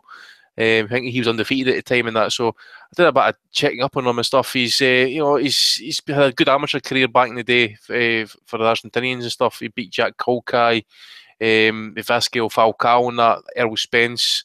In the amateurs, so it was Oscar Molina. I think he got beat to him in one of the Olympic qualifiers. When you saw him, you could actually tell he had a bit of class about him and stuff. But it's like everything else with some of these top amateurs and stuff. Their gas tank seems to kind of like go after 4 or 5 rounds. His tank, it was okay as such, but I did think Soro got himself back into the fight. Split decision victory for Castellano actually. So in France, so at least the judges didn't go and rob him, so to speak. But it was a good fight, that one as well. So I recommend anybody go and watch that one as well. Excellent, Andy. Thanks for giving us the rundown on that. We're going to come to you a little bit later on before we close as well about the is it the World Cruiserweight Tournament or the World Boxing Super Series? I think it's called. Yeah. We'll come to you on that. We've also got plenty of Bellew of the Weeks. I think Brian King sent in about 15 of them all on his own. He's on a mission. He was on a mission, absolute mission, including one for himself. Twitter, Facebook questions, all sorts of bits and pieces. And there was a Steffi Bull show over the weekend, but I'm going to drag Big Russ on later to talk about that. Did you want to say something, Donny? Oh, no, sorry. I accidentally unmuted myself, sorry. That's okay. We've got Donny Baseball on the call. Hey to Dave, still with us, Rob Kelly, Tommy the Guru Allen, and Andy. I'm Steve. We're carrying on. What time is it? About 20 minutes to the top of the hour. Right, Donny, while you're carrying on, let me hit you with this question from Kevin Watson. He says, although he lost towards the end of his career, could Mike Tyson win a world title today, Donny? That's the wrong person to ask. You didn't ask Donny a question about Mike Tyson. No. First of all, I mean, he's not even a heavyweight today. It doesn't even look like. But no, the answer is no. I mean, obviously, he's well over 50 years old. That's crazy. He's just had neck surgery there as well, was or spinal fusion, whatever it's fucking called. There's no way he could come back and fight. Yeah, no, not anymore. That's who asked that, anyways. Well, you read, maybe it was the way I read the question out. Okay, let's twist it around a bit then. What happens if he was at his peak fighting today? Oh, is that what they meant? Well, you see, I don't know. You've made me wonder now. No, okay, I see what you're saying. No, I let's see. So who would be? He'd be against Josh. Well, yeah, I think he could beat Joshua. Yes, in his prime. I think. Who else would we be looking at here? Parker. Yeah, absolutely. Parker. Yeah. Fury. Yeah, him too. Obviously. Wilder. Yeah. I think. I think Mike would probably beat all those guys. To be honest with you. What about Brian Jennings against Tyson? Yeah, I think if he could take all those guys, he could take. I mean, if somebody disagrees with me, feel free. But I think probably Mike is. I mean, Joshua may turn out to have a more promising career than Tyson, but at least at the stage they're at right now. Okay, hey to Dave. There's a couple of fights been announced coming up soon. Crawford against Ndongo, unification. I think that's on August the 19th. And Vasyl Lomachenko is returning to the ring on August the 5th against an opponent whose name I cannot remember off the top of my head. Mariaga. That's the one. That's the one, yeah. That was the one that Valdez fought, wasn't it, in his last fight? Yeah. Life and death. Yeah, he fought Nicholas Walters as well, I think. Why isn't he fighting Valdez then? Let's do that. Well, I don't know about Valdez, but Valdez, is he not featherweight? Yeah, I think Mariaga's moving up for this fight. It's on ESPN as well, with 2 fights. Crawford and Lomachenko. That's awesome that these 2 fights are on free television, particularly the Crawford and Ndongo one. I mean, that's for one of the first 4-belt champs we've had in the sport since, I think, Bernard Hopkins. That's a good fight. I'm just kind of annoyed about it because I'm more eager for Crawford to move up to 147 as soon as possible. Indongo's not a name. I just don't see this doing anything for him. And also, I like Indongo, and I kind of would like Indongo to just have a shot at some of the less like stellar guys at 140. So basically, I just favoritism for both guys. I want them both to do well. So I don't really like this fight that much, especially since it's not going to do that much for either guy. I mean, if Indongo were to win somehow, then I mean it would do a ton for him, but I don't see that happening. Okay, Tommy, Billy Joe Saunders seems like he's hooking up with new trainer Dominic Ingle at the Ingle gym. Is this something that pleases you? No, really. I think Dominic Ingles, he's really an unknown commodity, isn't he? I think he was with the right guy in Jimmy Tibbs. I think when he moved to Adam Booth, that was a good move for him as well. Dominic Ingle, just, it's not going to work out. The logistics here isn't going to work out. I don't think he's the right guy for Billy Joe, to be honest. Kell Brook's up there, good sparring and that for him maybe, good work in the gym, but nah, I'm not convinced with the move for him. I think he needs to get back down south, get Shell based with one of the main trainers down in London right now. I think Peter Fury would be a good fit for him. Peter Fury knows him, understands him. That's a guy for him to work with, in my opinion. Hey, by the way, was he ever? Just mentioned Absolutely. Peter Fury scored it for Horn, I think 10-2 or 9-3. Oh my God! I saw that as well. That's because his brother John Fury eye gouged him.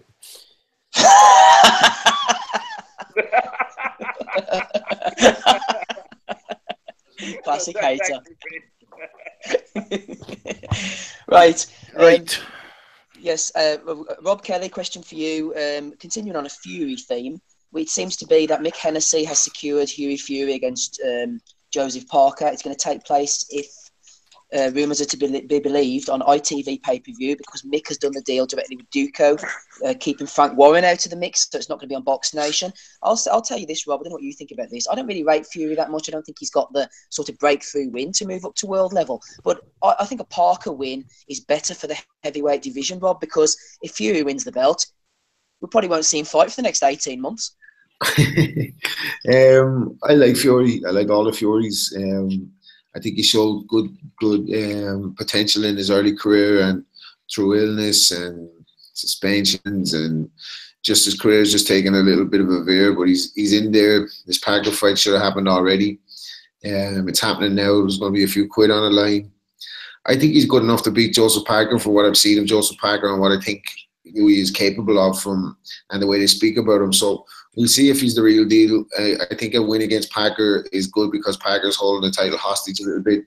I saw Dillian White putting himself in the mix for a shot at Parker, so they must have been trying to scupper that one. But if this is done, then he'll have to wait for a shot at the mandatory or whatever. But yeah, I like Fury. I like to see him fulfill it. I said on Twitter years ago that Paul Fury's would win a version of the world title, and my dad's cousin, who's John Ryder's granddad, said I was out of my mind. So shout out to my man Tom. I want to prove that I was right. So I hope he wins a version of the world title. So, but yeah, Parker's not very good. Like, is he? No, not really. I do fear though, Rob, for the title. If he was to win it, because of outside of the ring things. I hope I'm wrong. Yeah, I hope both boys get it together and get on track. You know what I mean? It'd be good to see. Make it exciting. Yeah, exactly. Right, let's move on to the big show next week. There's actually a show on Box Nation as well, which we'll briefly discuss, featuring Bradley Skeet. That was maybe the Saunders against Krzyzewski fight. That's what I was. Yeah, I'd forgotten all about it, Andy, because the Saunders fight was off. I'd looked down the list and I'd forgotten all about that. But tell me, before I go to Tommy, to give me your 2 pence worth on this big one. Forget about Skeet. Josh Taylor against O'Hara Davis, the Commonwealth title. We've got Josh, who's 9-0. We've got Davis, who's 15-0, going into the Lions' Den. You're going to be there, ringside, living it up, drinking champagne. What's going to go down? What's going to transpire? Well, I'm betting on Taylor to win this. I just think, experience-wise, not even as a pro, I just think, in terms of boxing, I think Davis has only had something like less than 20 amateur fights. Josh Taylor's been in with some of the best amateurs in living memory. Believe it or not, he did something that Manny Pacquiao never done, and he beat Jeff Horn. He's beat Anthony Yiggett. One fight I did notice actually, who's really looking forward to his fight next week, is actually a victim of Taylor, and it's Jamal Herring of America. I think he beat him in the Olympic event. He's fought some of the best amateurs that there is. Some of these guys are now turning pro. Sam Maxwell, for example. I just think experience-wise, he's different levels. Southpaw, he's no one of these fighters where he'll just jump on you and just try and kind of take you out early doors. He'll methodically break you down, and if he lands a good shot that he feels he hurt you with, that he will follow it up. The only thing that could maybe get in the way of this is if Davis starts winding him up, which I don't think he will. I just think he's got the height, he's got the reach. One thing we don't know about him yet is how is he going to cope against someone who might put it on him. I've never been impressed with O'Hara Davis. I'm not saying that he's not got nothing about him. I just think maybe it's just his level of position. I've seen Josh fight a couple of times in amateurs and stuff, and I've always been impressed with him. I watched him spar Ricky Burns for, I think it was like 6 rounds. I mentioned the story before. He gave Burns, this is when Burns was probably at his peak, and Taylor gave Burns all he could handle for the first 3-4 rounds of that sparring session. And then Burns obviously experienced, basically, turned it round. So I'm going with Taylor. I'm going to say he's going to win it on points. The atmosphere should be good. It's a shitty arena to hold out a fight in actually as well. And I do hope that Davis gets beat purely on the fact that him and Eddie Hearn being absolute cunts and no promoting the fight. Eddie Hearn can say to us, I think Eddie Hearn's been on quoted in the past as saying, boxing on free TV is an absolute must, or it's great for the sport and all that sort of stuff. I welcome competition. Well, if you welcome competition and that, maybe give the other guys, as Russ says on here every fucking week. How about spreading the wealth a wee bit? What about giving the other guys a wee bit of fucking leg up? Because at the end of the day, mere boxing on free TV is the way to fucking go. You see it's happening in America just now. Barry McWicken's trying to do it here with some other promoters, like Mick Hennessy, and that was some of his Channel 5 shows and stuff. So, Hearn and Davis is acting the twats and stuff. And it'll be interesting to see how Davis comes up here during the week and that and starts acting the fucking big man. Because he'll no fucking do it. He'll just get absolutely torn apart up here. And Eddie Hearn, I hope somebody fucking steals your hair plugs. Well, Andy, he makes a good point, because they're not selling the fights. How's that any different from Eddie's old, you're taking food off people's plates? How's that any different? It's not any different. It's exactly the same fucking thing. He's just being a twat. And, I'm not going to name names and that, but, we talk to people. People have got inside information. We didn't always put that insider information out there. But, it's well known that Eddie Hearn fucking saunters about the fucking place, swagging about like Conor McGregor, thinking he's the fucking big man. He's a fucking prick. Tommy, I'm going to lay my cards on the table. This is going to be controversial, but I'm just going to say what I think. I want Taylor to win the fight, I really do. But I have a feeling it's going to be a good fight. It's going to be nip and tuck, and Taylor's going to be ahead in the fight when O'Hara Davis catches him with something in the 10th round. Taylor goes down, and the fight gets stopped. What do you think about that? I think that's a very, very good chance of happening, man. I think a lot of people are sleeping on O'Hara Davis in this fight because they think he's a prick. I think he's a tremendous young fighter. I think Josh is going to win the fight. I agree with everything that Andy says. I think he's got the pedigree. I think he's got more firepower, but I'm not underestimating O'Hara in the slightest. This guy is a legit young fighter. He's learned his craft the right way. He didn't go through the amateur route like Josh did. But what he done was he was there training in America and that quite a lot. He was getting good sparring and that over there with a lot of top fighters and that. So this guy knows his craft. He's doing a good gym. He's doing hundreds of rounds with world champions. That's a good fight. I'm kind of 60-40 leaning for Josh. I just hope that Josh, he's a big light welterweight. I hope that his gas tank's here maybe in the 8th, the 9th, the 10th round. I know O'Hara Davis will be fit. I know O'Hara Davis will do the rounds, no problem. I'm not sure Josh can. I think Josh is a better fighter. He's more powerful, but I've got question marks here. I'm praying that he wins it. I actually quite like O'Hara. He gets a lot of stick in that. I've met him. Once I met him, my opinion changed on him. I thought he was cool. I think he's a nice guy. I'm going with Josh, but it's not a pick that I'm 100% confident in.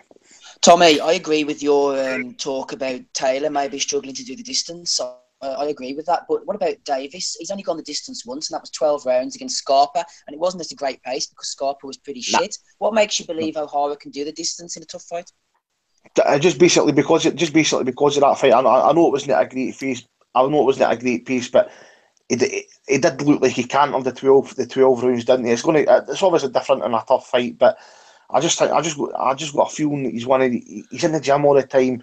He's not struggling to make weight. O'Hara's made a lightweight come light welterweight. He's going to be strong at the weight. He's in the gym all the time. I think he's going to be a fit kid.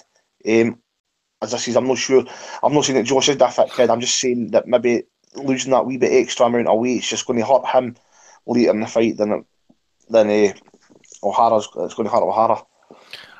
I think Taylor could maybe just break him down to the body and stuff. You know, it really depends. I mean, this is what you want. You hear Tommy. Tommy's kind of like, maybe 60-40, maybe 50-50. This is what you want. You want fucking domestic fights, because, as we said before, everybody comes into sport nowadays and they think they go 10-0. They don't meet any of the kind of supposed top end fighters in Britain, and they think they're ready for a world title fight. Whereas in the old days, you would fucking fight Commonwealth, British, European title, and then if you cleaned that up, you were then considered a legit case for a world title fight. But this is what you want. You want fucking two young guys coming up. Well, no young guys, but I mean, as youngish in their professional careers. This is what you want. As I say, I think I'm going to go with Taylor. I just think he could. His pedigree is absolutely phenomenal. And I just checked out that Jamel Herring tweet there. Actually, this is sad because he's saying it. I don't know y'all, but I'm looking forward to Josh Taylor against O'Hara Davis. That fight needs to be aired here in the States. A Commonwealth title fight against two guys who have like 28 fights between them. And you've got a guy here wanting that fight aired in the United States. I think that just basically speaks volumes what this fight should be about. And Eddie Hearn and Davis are not even trying to fucking promote it. You get your name out there. You got guys in America want to see this fucking fight, and you're not promoting the fucking shit. It's a win for boxing. It doesn't matter about the result. It doesn't matter about the result. They'll fight again 2, 3, 4, 5 years down the line with a world title on the line as well. They'll hear a rematch. It should happen more. It's happened with the Gale and Groves. There was no problem with that. I know there's pay-per-view for that fight. There's no for this. But it doesn't hurt. A lot of people, they put too much faith in the unbeaten records. This doesn't hurt. This will help the fighters. It doesn't hurt them. Yeah, Donny, Tommy mentioned something I was going to mention there. In the perverse world of boxing, whoever loses, they say, oh, he's on the scrap heap, he's going to have to come back. But as long as there's not an early blowout and they both give their all, then they should be commended for taking this fight. Even the loser. Absolutely. And Andy took the words right out of my mouth, and he just said it a little differently than I would. But I was going to say, maybe the fact that Crawford and Ndanga are between them one of them is going to end up with all the belts. Maybe the fact that Eddie couldn't position his guy into some, vacant BS title or whatever meant that, they were actually willing to go ahead and get this domestic clash on because there was no world belts available. And so, yeah, I mean, I'm just really happy to see this, and we do need more of that. When you got two good guys, who are clearly ready for each other at domestic level, they should square off, and then the winner can go on and pursue their global ambitions, and the loser doesn't necessarily have to swear off that either. They just build themselves back up very quickly, especially if they give a good account of themselves. More people are going to know about them. So yeah, I mean, this is the best type of fight, and this is exactly what you want to see. And all the time we see these sorts of things not come to fruition, like was the case with who were the two guys that were holding titles in the same city and never fought each other? Oh, Crawler and Flanagan. Thank you. Yeah, I couldn't even think of it, but I mean, they even had their world titles, but I mean, or Khan and Brooke probably should have fought a lot earlier on in their respective careers. I mean, but when you got two top guys from the same weight class and in the same country, they should get it on. This is great. Rob Kelly, I'm sure you'll echo the sentiments of the panel. 9-0 versus 15-0 on free television. This is just what we want, isn't it? Yeah, I think Taylor's maybe got a bit of an advantage because he's a little bit taller and he's a southpaw. He probably show O'Hara Davis something that he hasn't seen at that level anyway, from a southpaw, especially with his pedigree and all that. But I have a sneaky feeling there's something funny in the air every time O'Hara Davis is there. I wanted to see him against a live body, but I think he's got a real puncher's chance in this fight, especially if he tries to get to him early. But you would think if it goes 12 rounds, you would think Taylor would have the edge just on experience and just being able to see out the fight and know how to win, you know what I mean? Hey, today, final word to you. Put yourself into the mind of Eddie Hearn, if you can, all that money. Why is Eddie sending O'Hara Davis over, apart from the payday? What's Eddie got to gain from sending him over? Maybe he's done it to shut up some of the hardcores. I'm not sure. Maybe he's refusing to promote it because he has doubts about if O'Hara can do it, and he doesn't want too many eyes on this in case he looks bad or in case he misses a step here. Because like if O'Hara looks good and if O'Hara wins, Eddie's going to be all over this. I mean, he's going to be hyping this up like crazy, I think. I think he's just a little unsure about how he feels about it beforehand. I think the opposite, Dave. I think the opposite. I think that he has full confidence in Davis, and that's why he sent him over. I think he thinks he's going to come back with the win. I've only seen both guys fight once apiece. Based on the pro records of each guy, I mean, I guess Taylor has like a good amateur pedigree. I put less and less stock in that every year. It just seems like the amateurs are not turning over well. I mean, I feel like Taylor will probably be ahead on points here, but the pros are the hard hitting game, and O'Hara's done better in the pros so far. He's fought more seasoned guys. Yeah, I think you going for, Dave? I have to favor Davis. Stoppage?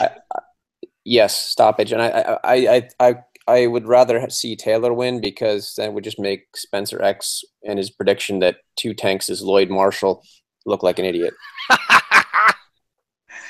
I remember that Lloyd Marshall. Fuck me.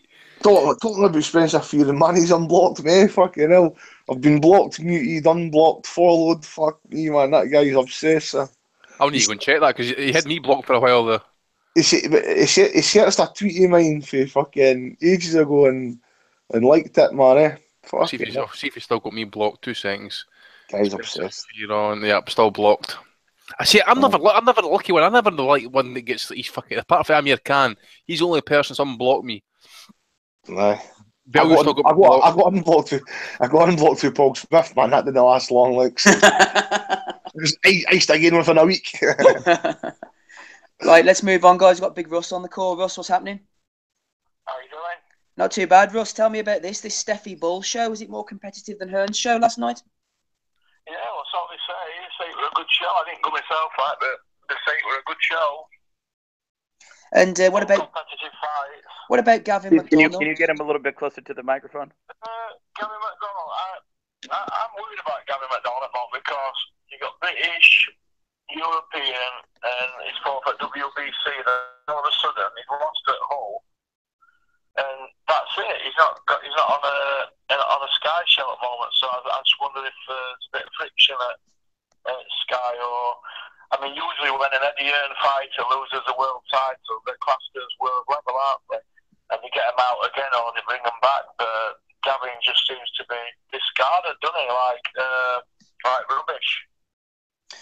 Ross, last week I said I want to have 5 positive things from you about boxing. Hit me, man. What are these 5 positive things you're going to tell me? I had it on my phone with the battery. First one I'd say is that it's nice to see Canelo and Triple G going to fight. I think that's good that the best fight the best. I'm a big fan of that. The other one, I'm trying to think now. Let me see if I can get them up. Help me out. Weren't you on about Frank Buglioni? Didn't you say he's going to get thrown under a bus at world level? I think Frank Buglioni is going to be the next one to be thrown under a 57 bus. I think he's found his level now. He got lucky against Jose Burton, and in my opinion, I think he'll be thrown in at world level next because he's won a British title. So that means to her, that means right, we're moving straight to the big prize. They're not bothered about anybody being matched correctly. I mean, I'm not going to say this because I work with Dennis Thompson, but he matched Jamie McDonnell, Clinton Woods, and other guys correctly through the levels. Because you all find your level, don't you? Central area, English, British, North European, and one of the 6 levels. Buglioni's near the bottom here, really. He's just above English level. they'll throw him straight in for IBF, probably against Peter Beaver or Stevenson, I think, and they'll get bashed up, and then he'll be known as the big ticket seller who's world level. Peter Beef. That's how boxing's going, isn't it? Eddie, sorry, Ross. The Freudian slip. Oh, shoot. Freudian slip, Ross. Ross, Eddie was doing his best. Eddie was doing his best to fill the place up last night. He had a decent turnout, Ross. What was wrong with that? He had a decent turnout, right? No, not from what I heard. They pulled them, they split it in half, didn't they? They built the arena in half, didn't they? You know, with lighting and everything, because I know somebody were there, so I don't know about that, mate. I don't know where you were looking. Weren't they giving tickets away, Russ? No, that's what I heard. They split it in half. I'm not just saying that because I'm not an Ed fan. But I just heard they split it in half, so I don't know. But, and what? I do know that, I don't know if anybody saw it on Twitter where JD Sports, if you spent £100 at a selected shop, they were giving 2 free tickets, weren't they? Yeah. I bet there was a lot of cunts kicking about with you free tracksuits last night, by the way. Everybody's walking around with a pair of feeler cuts on and a cap of tracking.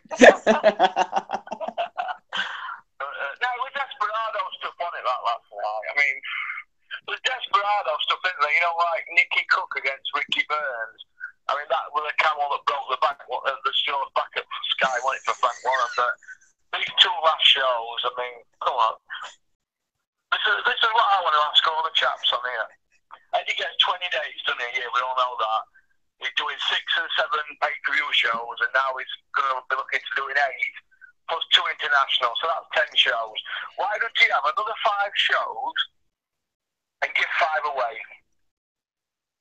Give them away to what? You mean people like Steve Wood? Steve Wood, Dennis Hobson, who's been up there, and you know, we've got no TV deal. Steffi Bull, he'd be worth a couple of shows at the moment, wouldn't he? Well, here, Russ, let me ask Andy Patterson this then, Andy. Andy, do you think Eddie is squarely to blame for the pay-per-views? I think. Yeah. Is it not Sky pushing they're saying to Eddie, right, we want 8 to 10 pay-per-views from you this year, and you're going to have to deliver them, right? And Eddie, I'm not feeling sorry for him or anything like that, but he's in a position, Andy, where he's saying, flip me, I'm going to have to try and turn this pile of shit into a pay-per-view. You know, it's like Eddie has been given the quota rather than he's the one forcing it was Eddie's fucking decision or his motives, shall we say, or what behind the scenes work actually brought pay-per-view back in the fucking first place, because as everybody knows, pay-per-view in the UK was cancelled because of the Hay Klitschko fight. It then disappeared for about 2 years, and then they tried to make the Kessler-Frotch rematch, and Eddie Hearn says that fight is not makeable unless I get pay-per-view. Simple fact is because Kessler was getting paid $2 million for that fucking fight, and then lo and behold, he gets the biggest gravy train this side of fucking Manny Pacquiao or Ricky Hatton and Anthony Joshua, and he's thinking to himself, right, okay, we've got something here we can sell. But at the end of the day, he's let himself get into this situation. He was the one that pushed for pay-per-view. He was the one that put all this dog shit on pay-per-view, while getting his, even worse dog shit on regular Sky. He's allowed himself to get into this position because Sky have seen the fucking money come rolling fucking in big style. So they want more money, they want more dates, they want more pay-per-views, and Eddie Hearn's got to deliver it, and he can't because he's not got the fucking stable for it. And as Russ says, you need to have other promoters, because we said it last week, there's no promoter in the UK could meet the dates on Sky. So if Eddie Hearn's the only promoter on Sky, then he's got to fill these dates. He can't. So he's got to then bring in other promoters. He's got to bring in other fucking guys. But he'll only bring in guys who are subservient to him. He'll not bring in Barry McGuigan. Barry's got fucking Carol Frampton that he could put on Sky. He'll not fucking do it because Eddie Hearn's a cunt. He could bring in some of Frank Warren fighters and stuff like that and make fights like Flanagan against Crawler. But no, he'll not fucking do it because he wants fucking too much fucking money. Rather than just fucking make the actual what's good for the sport. But no, it's all about the fucking money and no about competitive fights. Ross, I believe you're not happy about the commentary and the punditry last night on Sky? No, I think it's just too biased, isn't it? It's the same old pony that they're wheeling out, isn't it? They're all protecting the mates. We need neutrals. You know, if you look at all sports on Sky, we have like the MotoGP, football, and all other sports. They're all neutral. In boxing, nobody wants to upset the apple cart, do they? They're all backing the mates, whether it's Coldwell, Bellew, Johnny Nelson, Smig, Matt Macklin, they've all got, even Jamie Moore, and he's all right. They've all got an agenda where they're all connected to these guys because boxing's a small circle. For example, Smig is getting pinged about for 6 rounds against that Zug guy the other week, and you've got Jamie Moore saying that Paul Smith's saving it for later on. I mean, come on, Jamie knows he's made. They're all mates, aren't they? I mean, come on, say what you're fucking paid to say. I mean, it's disgraceful what's going on. They're all looking after each other's backs. Johnny Nelson is the biggest worm ever in boxing, and then you've got behind him, you've got all the rest of them, haven't you? You've got Smig commentating on Joe G's fighters in Monaco. You've got Caldwell commentating on other guys connected to Bellew, like the Smiths. Well, they're Bellew's mates, aren't they? So how can Caldwell comment on them? It's all biased, and it's not good. It's not good for the sport. Russ, I was thinking of booking Anthony Joshua to come and talk on here for an hour. How much would that cost me? 25 grand. For an hour? It was 20 grand at LBO. It's 25 now. See Freddie Cunningham. I'm sure they'll all get their 10% salary. 25 bags of sand. 45 minutes, and then you've got talk, questions, and then you've got 45 minutes we meet and greet, you know, at £100 a photo. I mean, how many of them can you get in? Is it free a minute? So that's £300 a minute times 45 minutes. You're looking at another 13 grand there, aren't you? On top of the 25, so they're going to leave with about 38 bags, aren't they? Criminal, Russ? Criminal, mate, yeah. Like I said, he's sticking his tongue out at everybody, Joshua. He sticks his tongue out because he has trouble with his cardiovascular in the ring because he's that jacked up. But he's also sticking his tongue out and saying, look at all you little mugs, I am caked. Are you suggesting that Joshua might be using some kind of illegal substances here? I'm suggesting he has, mate. You don't put 35 pounds of muscle on in a year after Olympics before you start fighting as a pro. Where's all that come from? He was more or less a cruiserweight in the Olympics. All of a sudden he turned into Frank Bruno in 1 year. What's all that? I agree. That is a lot of fucking muscle to put on such a short amount of time. Right, so and then they get all masking agents on it, don't they? I don't know what bizarre. Well, I don't see it, but I hear things all the time. Everybody in boxing knows what's going on. It's a fucking disgrace, man. Ross, can I ask you a question, mate? Surprise me if they're paying testers off. So you can't get to Joshua up there at EIS. If you want to go see him up there, they've got a guy guarding his car. This is at back of our scrapyard. They've got a guy back of AJ Hobson's scrapyard here. They've got a guy guarding Range Rover. Then you get to the door. If you want to see him, you've got to go through 5 people.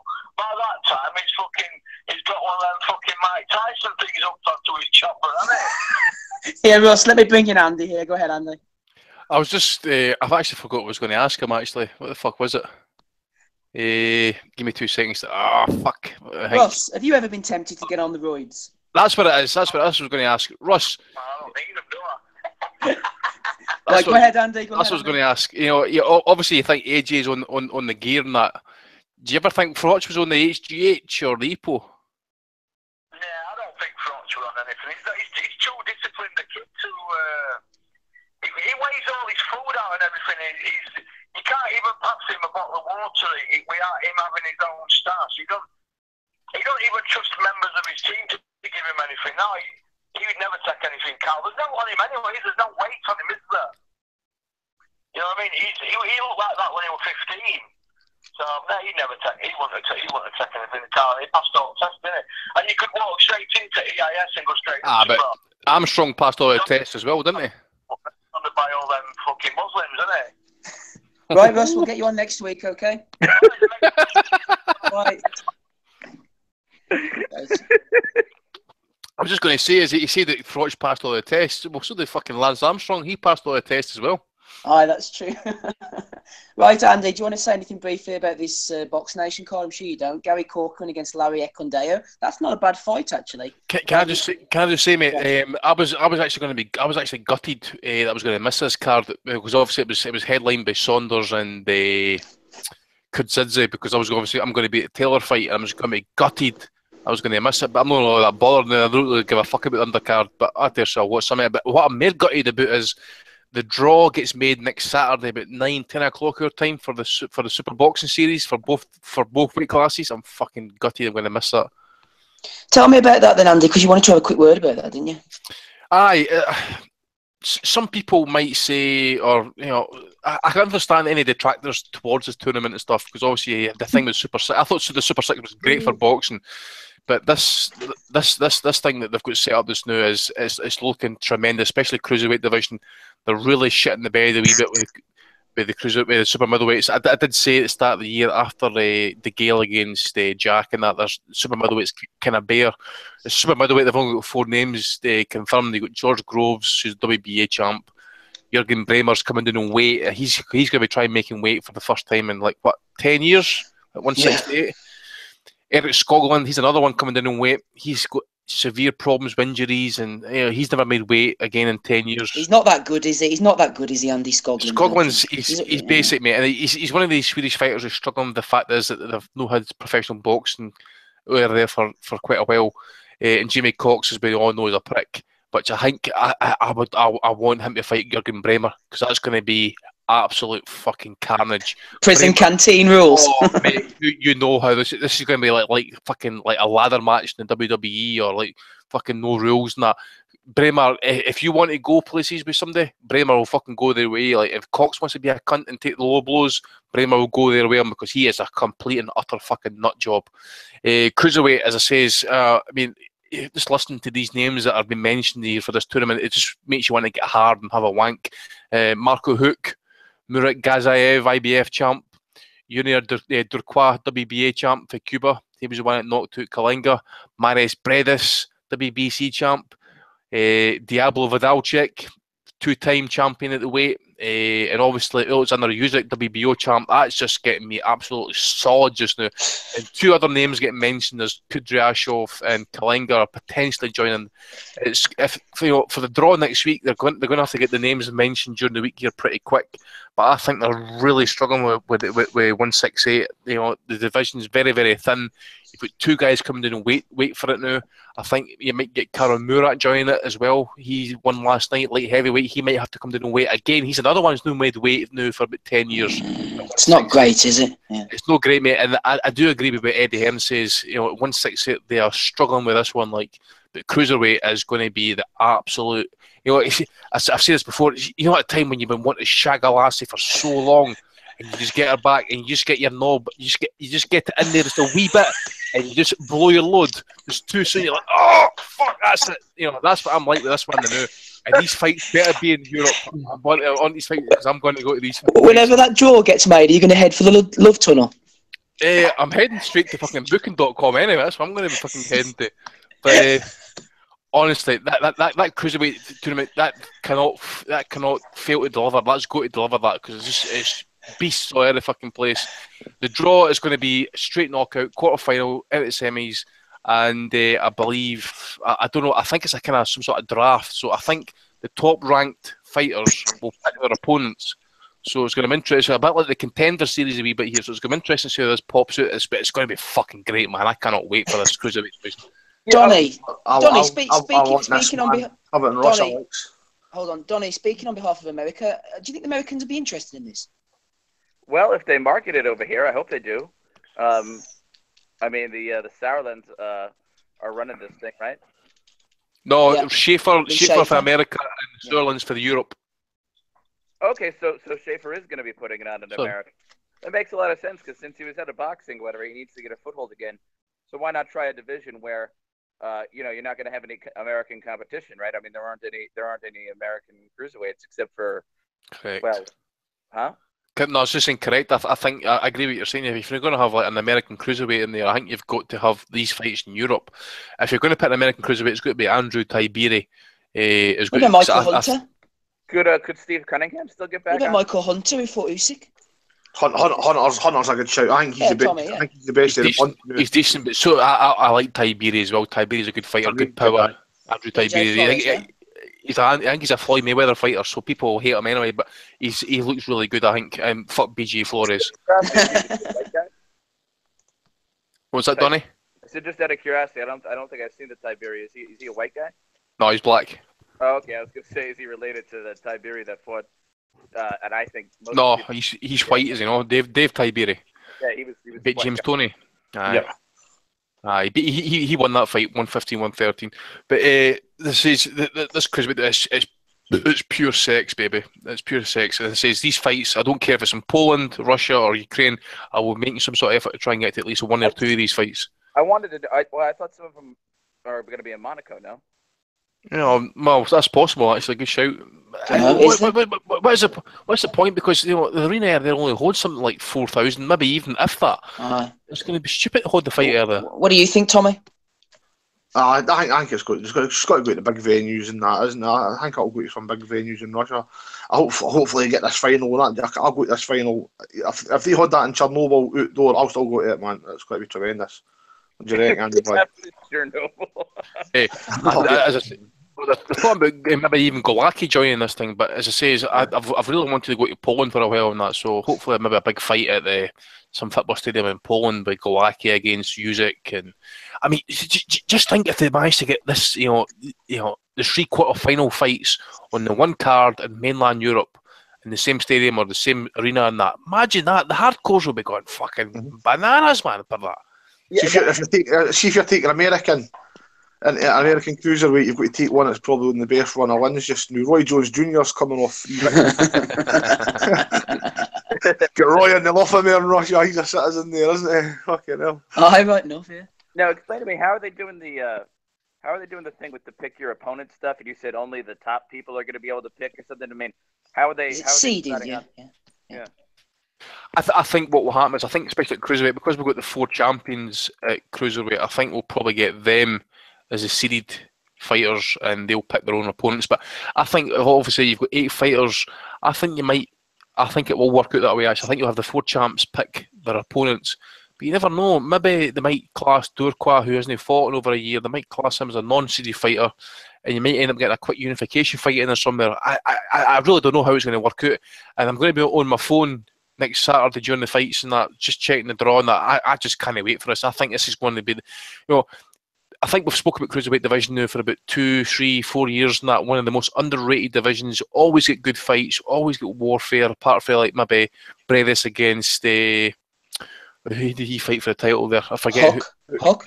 It wasn't that great a fight and stuff, but by and large you get great fights at cruiserweight and that. And I think this is one of the best things to happen to the division since fucking Evander Holyfield unified it and David Hay did the same thing. So I think even more recently, Andy, to the days of Mormek against O'Neill Bell and those type of fights. Yeah. The first fight, because they had the rematch and that as well. But I watched the Eric King's YouTube channel there on greatest cruiserweight knockouts and stuff, and it just got me so pumped for this. Like, I just can't wait for it.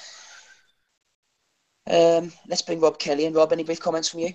Yeah, no, I think this is great for the sport because it's good to see kind of creative ways of marketing divisions that are kind of overlooked. I mean, over the last few years, Floyd and Manny made the welterweight division, the money division, and the prestigious division. Traditionally, it's been the middleweights. You got Golovkin and Canelo bringing that up, but then upwards of that, like, you're kind of devoid of world stars. Like, so Super 6 helped build Andre Ward to the global superstar that he is now.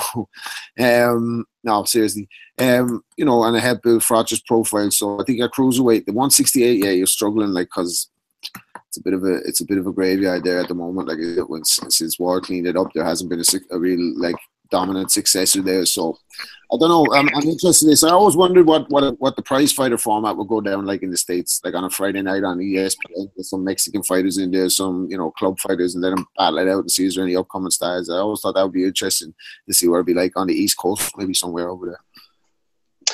Hey, today, final word to you. Any interest in these tournaments that they're putting together in Europe? Oh, yeah, the cruiserweight one is phenomenal. Can't wait till it gets going.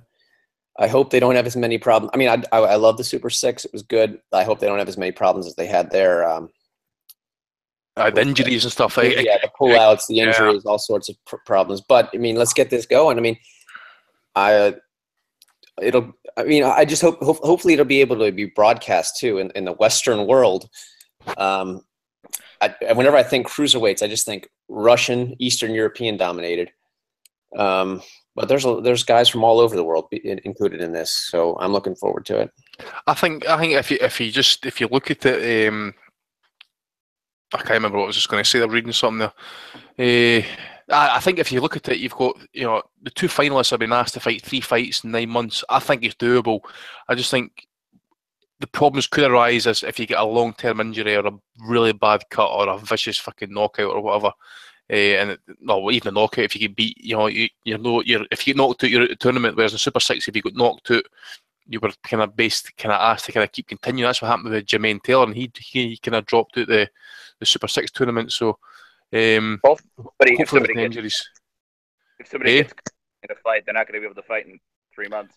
That's the thing, So, and the thing as well is drug testing. We've got to hope the drug testing situation is going to be on point and nobody fails drug tests. Whose bedroom's that? That was mine, mate. I just came back online. You're on the fucking... Hey, mate, I like the red was, like... Man United there. No Tommy, wonder we're going to have to he's give you a always so belly of the angry. week for that. No, it's seeping into his consciousness, Dave. And just throw in the super flyweight fights coming up as well as pure sex as well. But we're going to talk about them next week. Don't worry, Andy. I've got them on the. That is one great fucking night of fights. Yeah. You talk about that card. I used to walk for a lot of shit, man, but he's done well with this. By the way, if you're on the west coast of America, by the way, you just need to go to this fucking fight, dudes. You just need to go. This is going to deliver big style. This is violence written all over the fucking fight, all over the shop. Yeah. No, we're going to talk about that next week. Don't worry. So get yourself all juiced up, ready for that, Andy. Right, we've got 2 or 3 questions which we're going to throw in at the end of the show. I'm going to get the Bellews of the week out of the way now, and then we're going to quit. Right, let's get stuck straight in. If anybody has any, they can throw them in at the end. Simon Sazao nominates Lee Stevens. Mr. Stevens said he wouldn't watch an Anthony Yard fight because he only watches Matchroom boxing shows, mate. And he tagged in Matchroom boxing as well. Thanks. Casual. Lovely, yeah. Casual. The Dark Knight, Donnie nominated Billy Joe Saunders and Tyann Booth, I think it is, who got a win last night. And everyone at IFL for that dog shit interview about drink driving. I only saw a little bit of this. Biology for fuck nuggets, says the Dark Knight. Apparently they were talking about how to get off a drink driving charge on IFL. I mean, what the fucking hell's that got to do with boxing? What would you recommend? Get in the bed now! How would you get off a drink driving charge, Donna? Let's jump on the bandwagon here. Well, the laws over here might be a little bit different. I'd say, first of all, don't take a breathalyzer, and then, you can actually... you lose your license for a bit longer, but it's only a civil infraction, not a criminal offence. Thanks for that, Donny. Right, Head Low has nominated Conor McGregor News, which has popped up on Twitter. They did a video of Conor hitting a fake Floyd and his head flying off into oblivion. I'm sure you've all seen this one. Oh, I've seen that one. I remember that. That was the same one done for Pacquiao, I remember, as well, for the Mayweather fight. Master Smith Matt 16 has been nominated. He said, Anthony Fowler, your jab is so vicious it reminds me of Triple G. Oh. This one isn't so stupid now. Bradley Skeet got nominated by Brian King for saying, put me in with Manny Pacquiao and I'll show you how to beat him. Just follow the Jeff Horn blueprint, guys. Yeah, there you go. Yeah. Josh Taylor beat Jeff Horn, though. There you go. Another one for Bradley Skeet as well, nominated by McKenna. Pacquiao's had the most trouble with the exceptionally skillful types like Mayweather and Marquez. Add Jeff Horn as well to that list. The Fight Disciples, Brian King nominated them for saying that Jeff Horn had a chance. Brian has since nominated himself because Horn won the fight. So we're nominating Brian, not the Fight Disciples. Andy, you threw this one in for Chris Eubank Jr. This is some kind of, nationalistic, xenophobic nonsense from Eubank. Similar to how the British dealt with Germany in World War II. In our fight, you are going to be obliterated, Arthur Abraham. Yep, he's actually forgetting that maybe Abraham's only German by citizenship and he's actually fucking born in Armenia. Absolute xenophobic fucking prick muscle. He's also forgetting that the Germans were kicking y'all's ass until we showed up. Did you fuck? You only turned up because Japan bombed your ass at fucking Pearl Harbor. I think by the way, Dave, when did Pearl Harbor become the 51st state of America? I think what Eubank really means is he's going to be taking an ass kicking off of Abraham, and then some Yanks going to jump in the ring and save him. The referee, maybe. Some more. We'll spend the next fucking 100 years paying off a debt to you, I suppose. Yep. Hey, to Dave, the official voice of American politics. Right, let's move on. Mickey D has nominated Daryl. Darryl says Bruce Lee would destroy Floyd Mayweather in a boxing match. It doesn't matter the type of match. MMA is far superior fighting. All right, then. Curtis Conway has nominated Pete Smith. Pete Smith tweeted at Kugan Cassius and James Helder. He said, lads, I'm going on a long-haul flight on Monday. Any chance you guys can upload a long interview with Eddie Hearn to keep me busy? Fuck. Would you listen to 8 hours of Eddie, Andy? Listen, mate, how can I put this politely? Go fuck yourself. But I go and suck a fart out your mum's arse, because I don't watch Eddie Hearn interviews. I think I'm lucky if I watch maybe like one every 6 months. I kid you not, because the stench of bullshit's fucking choking me. I watched an interview with him last week, man, right? And he's like, listen, you've always got to tell the truth and that to the fans, Coog. And about 10 minutes later, he's like, I'm no shy with the bullshit, Coog, yeah. Come on, man. Brian King has nominated contributor Terry Dooley for his security article that we were talking about earlier. Hakeem Ahmed has been nominated by Ashley the Zulu. Hakeem said, the best fighters, Kell Brook, Amir Khan and Cole Frampton. In my opinion, we should choose British fighters because our boxing is on the up. Just my opinion, lads. Oh, this was a good one. King Arthur at Carefree All. He had a bit of a nightmare over the week. Brian King also nominated him. If Kovalev and Ward, says King Arthur, both move up, Eddie Hearn is going to be licking his lips. Frank Buglioni got to be in front of the queue for that world title shot. That would be a frigging murder, man. That guy's sick. I was like Antonio Banderas in The Assassins, looking at his laptop when I seen that comment. Just kind of like rolled my eyes and went back and went, oh, shit. William Oz has nominated Tony Bellew for saying that he's going to beat Andre Ward. Jack Whelan has nominated Alex McCulloch. Alex McCulloch said, Tony Bellew is a cruiserweight. Ward is a light heavyweight. Tony beat a heavyweight. His power will be too much for Ward. Easy win. Why did they put Tony in there as some sort of analogy? I don't know. Oh, they're getting terrible. Marcus Knockout has nominated Teddy Atlas. Teddy Atlas said that 100 million people are going to be watching the fight in Australia. There's only 20 million in the whole country. Bloody hell. Brian King has nominated Michael HD. Ben looks in unbelievable shape, he says, but there's no denying that Collins is a hard bastard. Would watch this, no problem. And on that same note, Matthew Skelton nominated all the casuals who are ringing into TalkSport saying they would pay for Ben versus Collins 3. This is what's wrong with society, says Matthew. Can I just say, as I listened to Steve Collins on TalkSport on Thursday night coming home for the game, right, and I swear to God, that fight is nowhere near, and I mean nowhere near to get made. They're just throwing information out there just to see what kind of reaction they get, to see if it's even doable. And Steve Collins, if he's legit in what he's saying, is apparently wanting 7 figures for his fucking fight. 7 figures. So there's a minimum £1 million. Who the fuck's going to be paying them anywhere near £1 million? That's before you even get the Ben's purse. Although I got to say though, did you see that picture of Nigel Benn? I mean, he still looks like he's in good fucking shape. He's in good shape, but his brain tests, his brain scans have shown that he's had shadows in his brain. Steve Collins claims his MRI is actually clear, clean and tidy. Steve Collins hasn't been economical. He's been economical with the truth here. He's not telling people that he's actually collapsed during camps and stuff before fights and that. And that was the reason why he pulled out the Kawasaki fight, because he was having issues. So come on, he can't. Something's going to happen, unless it's going to be unless it's a sparring session or an exhibition. If this is a legit fight and it's like fucking full on, something serious is going to happen here. Rob Kelly, Steve Collins hasn't thrown a meaningful punch since that Albanian bouncer hit him at the National Stadium that time. Yeah. I big up the fellas who made the movie Clan London. You can see Steve Collins killing a Yardie character. Oh my God, that was shit acting, man. Oscar winning, that was Steve Collins. He cut some of his head off with a spade. I saw Nigel Benn say that he said he was on drugs when he lost to Collins. Well, he must expect all of us to get on drugs to watch this. What the hell? 21 years later, the fight we were all waiting for when they couldn't make Collins and Jones 2 years ago. Then we get Ben and what the heck? Like, I was going to nominate Nigel Benn for saying that he was on drugs. Well, we want to be on him again. That's terrible.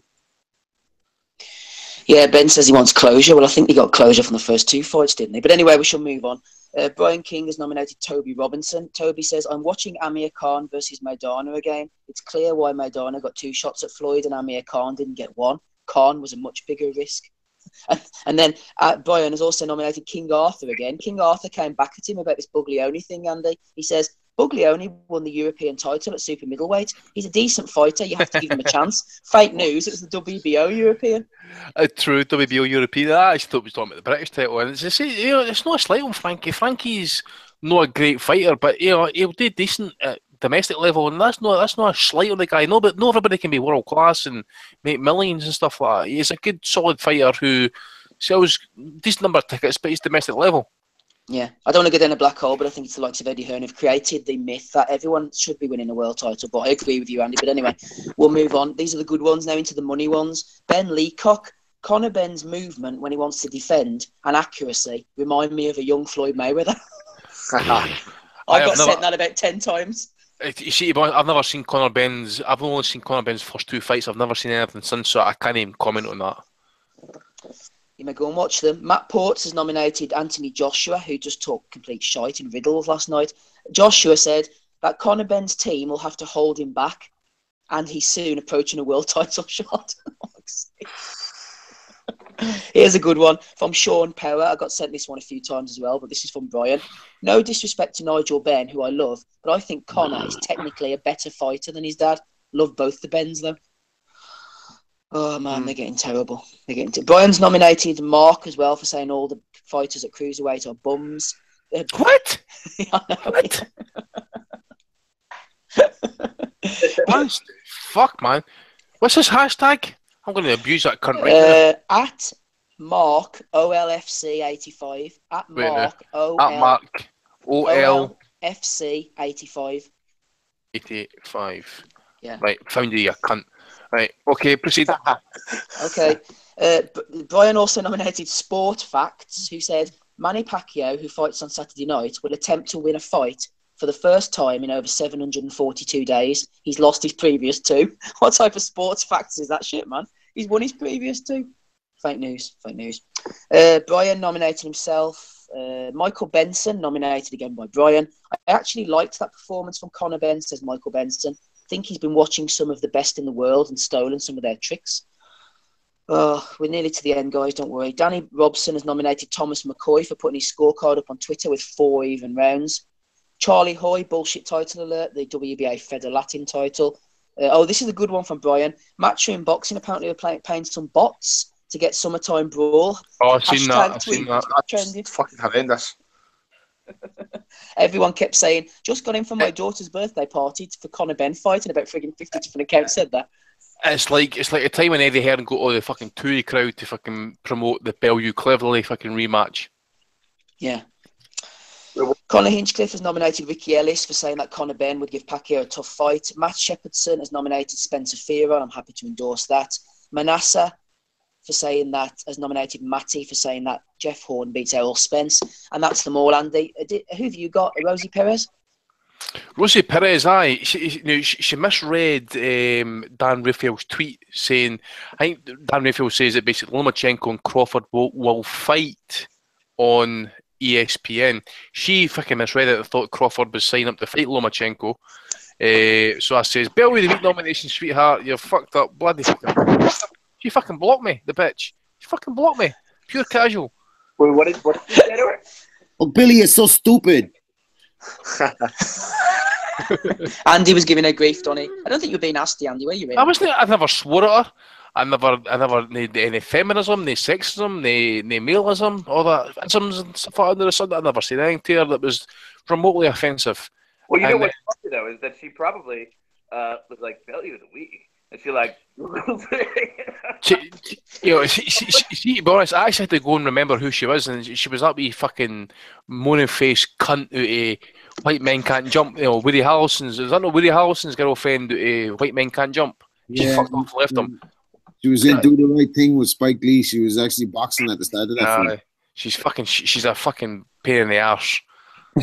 She does know her for boxing, though. She's at every show. I mean, she goes. She hates Floyd Mayweather and stuff like that, all that type of thing and stuff. Floyd would beat her arse, man. Everybody knows Floyd's undefeated against men and women and that. Floyd would fucking school her. Sake.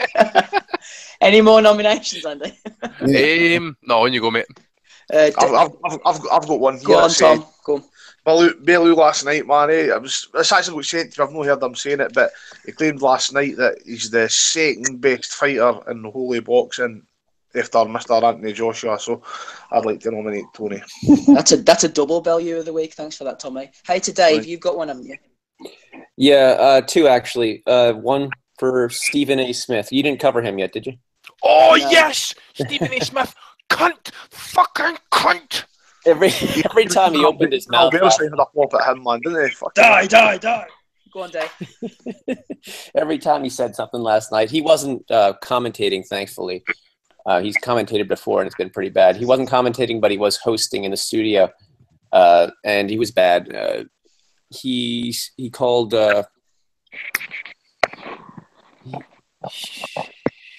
What's his name? Randall Bailey. Okay, Dave, you having a stroke? Wait, you're going to say Randall Bailey? No, not Randall Bailey. He called him a no-name? Yeah, he called Randall Bailey a no-name, but he also called... it was Ali Funica. Yeah, he called him Ali Funica, and he said that he was a no-name bum. Two-time world champion challenger. Good fighter. Should have beat Nate Campbell for the light title. Exactly. Didn't he beat Joanne Guzman? He was fucked up with the weight, or was it Guzman was always fucked up with the weight? I forget who. Yeah, Guzman always fucked the weight. So Finecka was on the Peds. Finecka was on the Peds, wasn't he? Wasn't he on the road? I'm not sure, mate. I'll just accuse him anyway. He was huge. He was huge. Anyway, he was 6'1", wasn't he? I'm going to check that out. Go on, Dave. Well, I mean, there was a lot of stuff that Stephen A. said. Anyone who wants to contribute to the long list of crap he said. I mean, Al Bernstein called him out. Many others called him out. It was bad. Second was my nomination for Tim Bradley. He said, we are in Argentina instead of Australia. He's with CTE. I do kind of worry about that sometimes. He has got CTE. I'm fucking telling you, by the way. Yeah, I do worry about that. I mean, the fights he's talking about the judges. The judge was from Argentina, so. But it was pretty funny. He's like, well, just remember we are in Argentina. Yeah, right. Forget about that here. The Nevada State Athletic Commission fined Ali Finecka $50,000 and suspended him for 9 months in 2010 for testing positive. For what? Here we go. Hydrochlorothiazide. I need to Google that shit. That's a diuretic. He was trying to make weight. It's like the A-side meth. Ah. There you go. The truth will come out. I'm on the case. Right, any more Bellew of the Weeks? Yeah, anyone that's paying money to go see one of them Anthony Joshua motivational speeches and putting 25 G's in his pocket. For you. Oh, don't forget Juarez Owen, Mick Conlan's opponent, wearing his sombrero sideways. We'll nominate him. Right, let's get on with it then. Right, Dave, who are you actually going for? Who are you picking? Stephen A. Smith. Thought he was outrageous. Absolutely, I'm going for Stephen A. Smith. In fact, I think it's absolutely telling. I want to give me a second, Steve, to get a couple of comments here and stuff, but I think it's quite fair to say that if boxing's been a fringe sport for so long, right, that you've actually had guys like Stephen A. Smith not even involved in the sport. He was actually involved in the last Pacquiao fight. He was fucking dog shit, absolute fucking dog shit. And then there last night and stuff, it was it was so good to have a boxing as a fringe sport because you didn't have cunts like Stephen A. Smith infesting it with his fucking comments. And to say that people like Finecka and Bailey are no names. Well, Stephen A. Smith's a big basketball fan and stuff. Would he say that with like what does he call him, Carmelo Anthony? Is he like a no-name compared to like LeBron James or some fucking shit, or Steph Curry and all that type of stuff? Absolute fucking prick. He shouldn't be fucking commenting on boxing. It's clear he's not doing his research or watch any fucking footage. Just like a lot of cunts on Sky, for example, he's fucking awful. And he should never fucking blacken their fucking screens again. One other ignorant thing he said, he was ranting about... you shouldn't be blackening our screen. He thought it was a robbery too, which doesn't speak well for us who thought it was a robbery. But he said he said, "You don't have these kind of problems with the UFC. You don't have these kind of problems with Dana White." I guess he obviously is he Welsh? He doesn't know anything about MMA either. Right, Donny, come on, bring us back to basics here. Who are you going for? Donald. Sorry. What I was going to say was, before I just give my vote, I actually think that that it's good because Stephen A. Smith is one of the most. He's very, very well recognized here because he's on First Take in the mornings. So Skip Bayless. Yeah, well, Skip Bayless isn't anymore. Actually, the guy who's up to now is Max Kellerman. I know, but Bayless got him that job. You're right. That is true. But I mean, I think it is good that they talk about boxing in the morning and stuff. I'm not against people talking about boxing, but I mean, like Al Bernstein was saying, do your research. Don't, I mean, he was raging. Yeah, he was pretty mad, and I'll go with Stephen A. Smith. But yeah, I mean, it's okay to have people talk about boxing and knows a bunch about, but maybe not as somebody who's going to directly give their analysis straight afterwards. You know what I mean? I mean, that's give them an overnight to process stuff. You know what I mean? And let them talk about it in the morning. Because that was some pretty embarrassing shit last night. So is that 3 for Smith and Donny? Yeah. Right, I'm tempted to go with sports facts, but I'm going to go with Ben Leacock, who said that Conor Benn's movement and accuracy reminds him of a young Mayweather. Rob, what about you? Yeah, I think you have to go with Smith because I'll tell you why. They talk about boxing dying off, and you see punditry on all the high-profile stations over here or over there. It's just a dead art. There's no serious analysts of boxing, or there's very few. And it's clear, Stephen A. Smith and them, they have a narrative. So the producer comes in and goes, "You're the good guy, you're the bad guy, you go for this guy. No matter what you say, follow that line." That's what you see all the time. So nomination for Smith. Okay, it's pretty academic, Tommy, but do you want to throw one in anyway?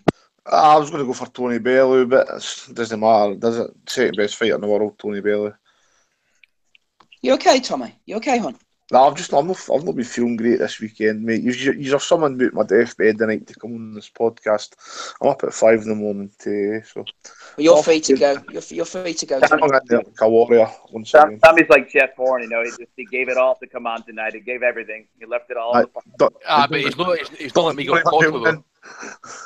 He's not like Miguel Cotto, who quits. Yeah, he did. There's no Kell Brook in the Guru, Aye, true. Right, let's close it. Who's that? Hello? No, he's just saying there's no Kell Brook in the Guru. Aye, fucking true. Up his ass.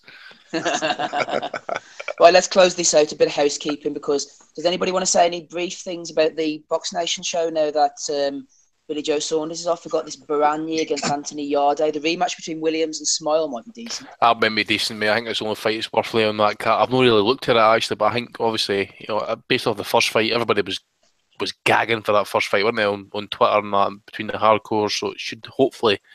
They say rematches never deliver, but hopefully this one does. Anybody seen this Euro that Yarde's fine? No. He's gonna have a shit. He's shit, isn't he, Tommy? The record's gonna be dog shit, isn't it? It's gonna be past you. Yeah. I know he's going to be ready for war. Yeah.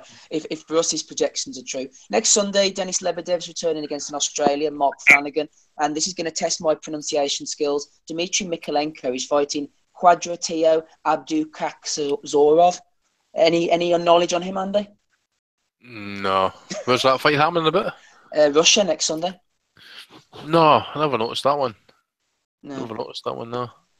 Well, I just noticed someone on Twitter there that lineal welterweight champion Jeff Horn follows me. I'm going to delete my tweets and ask him to come on the podcast.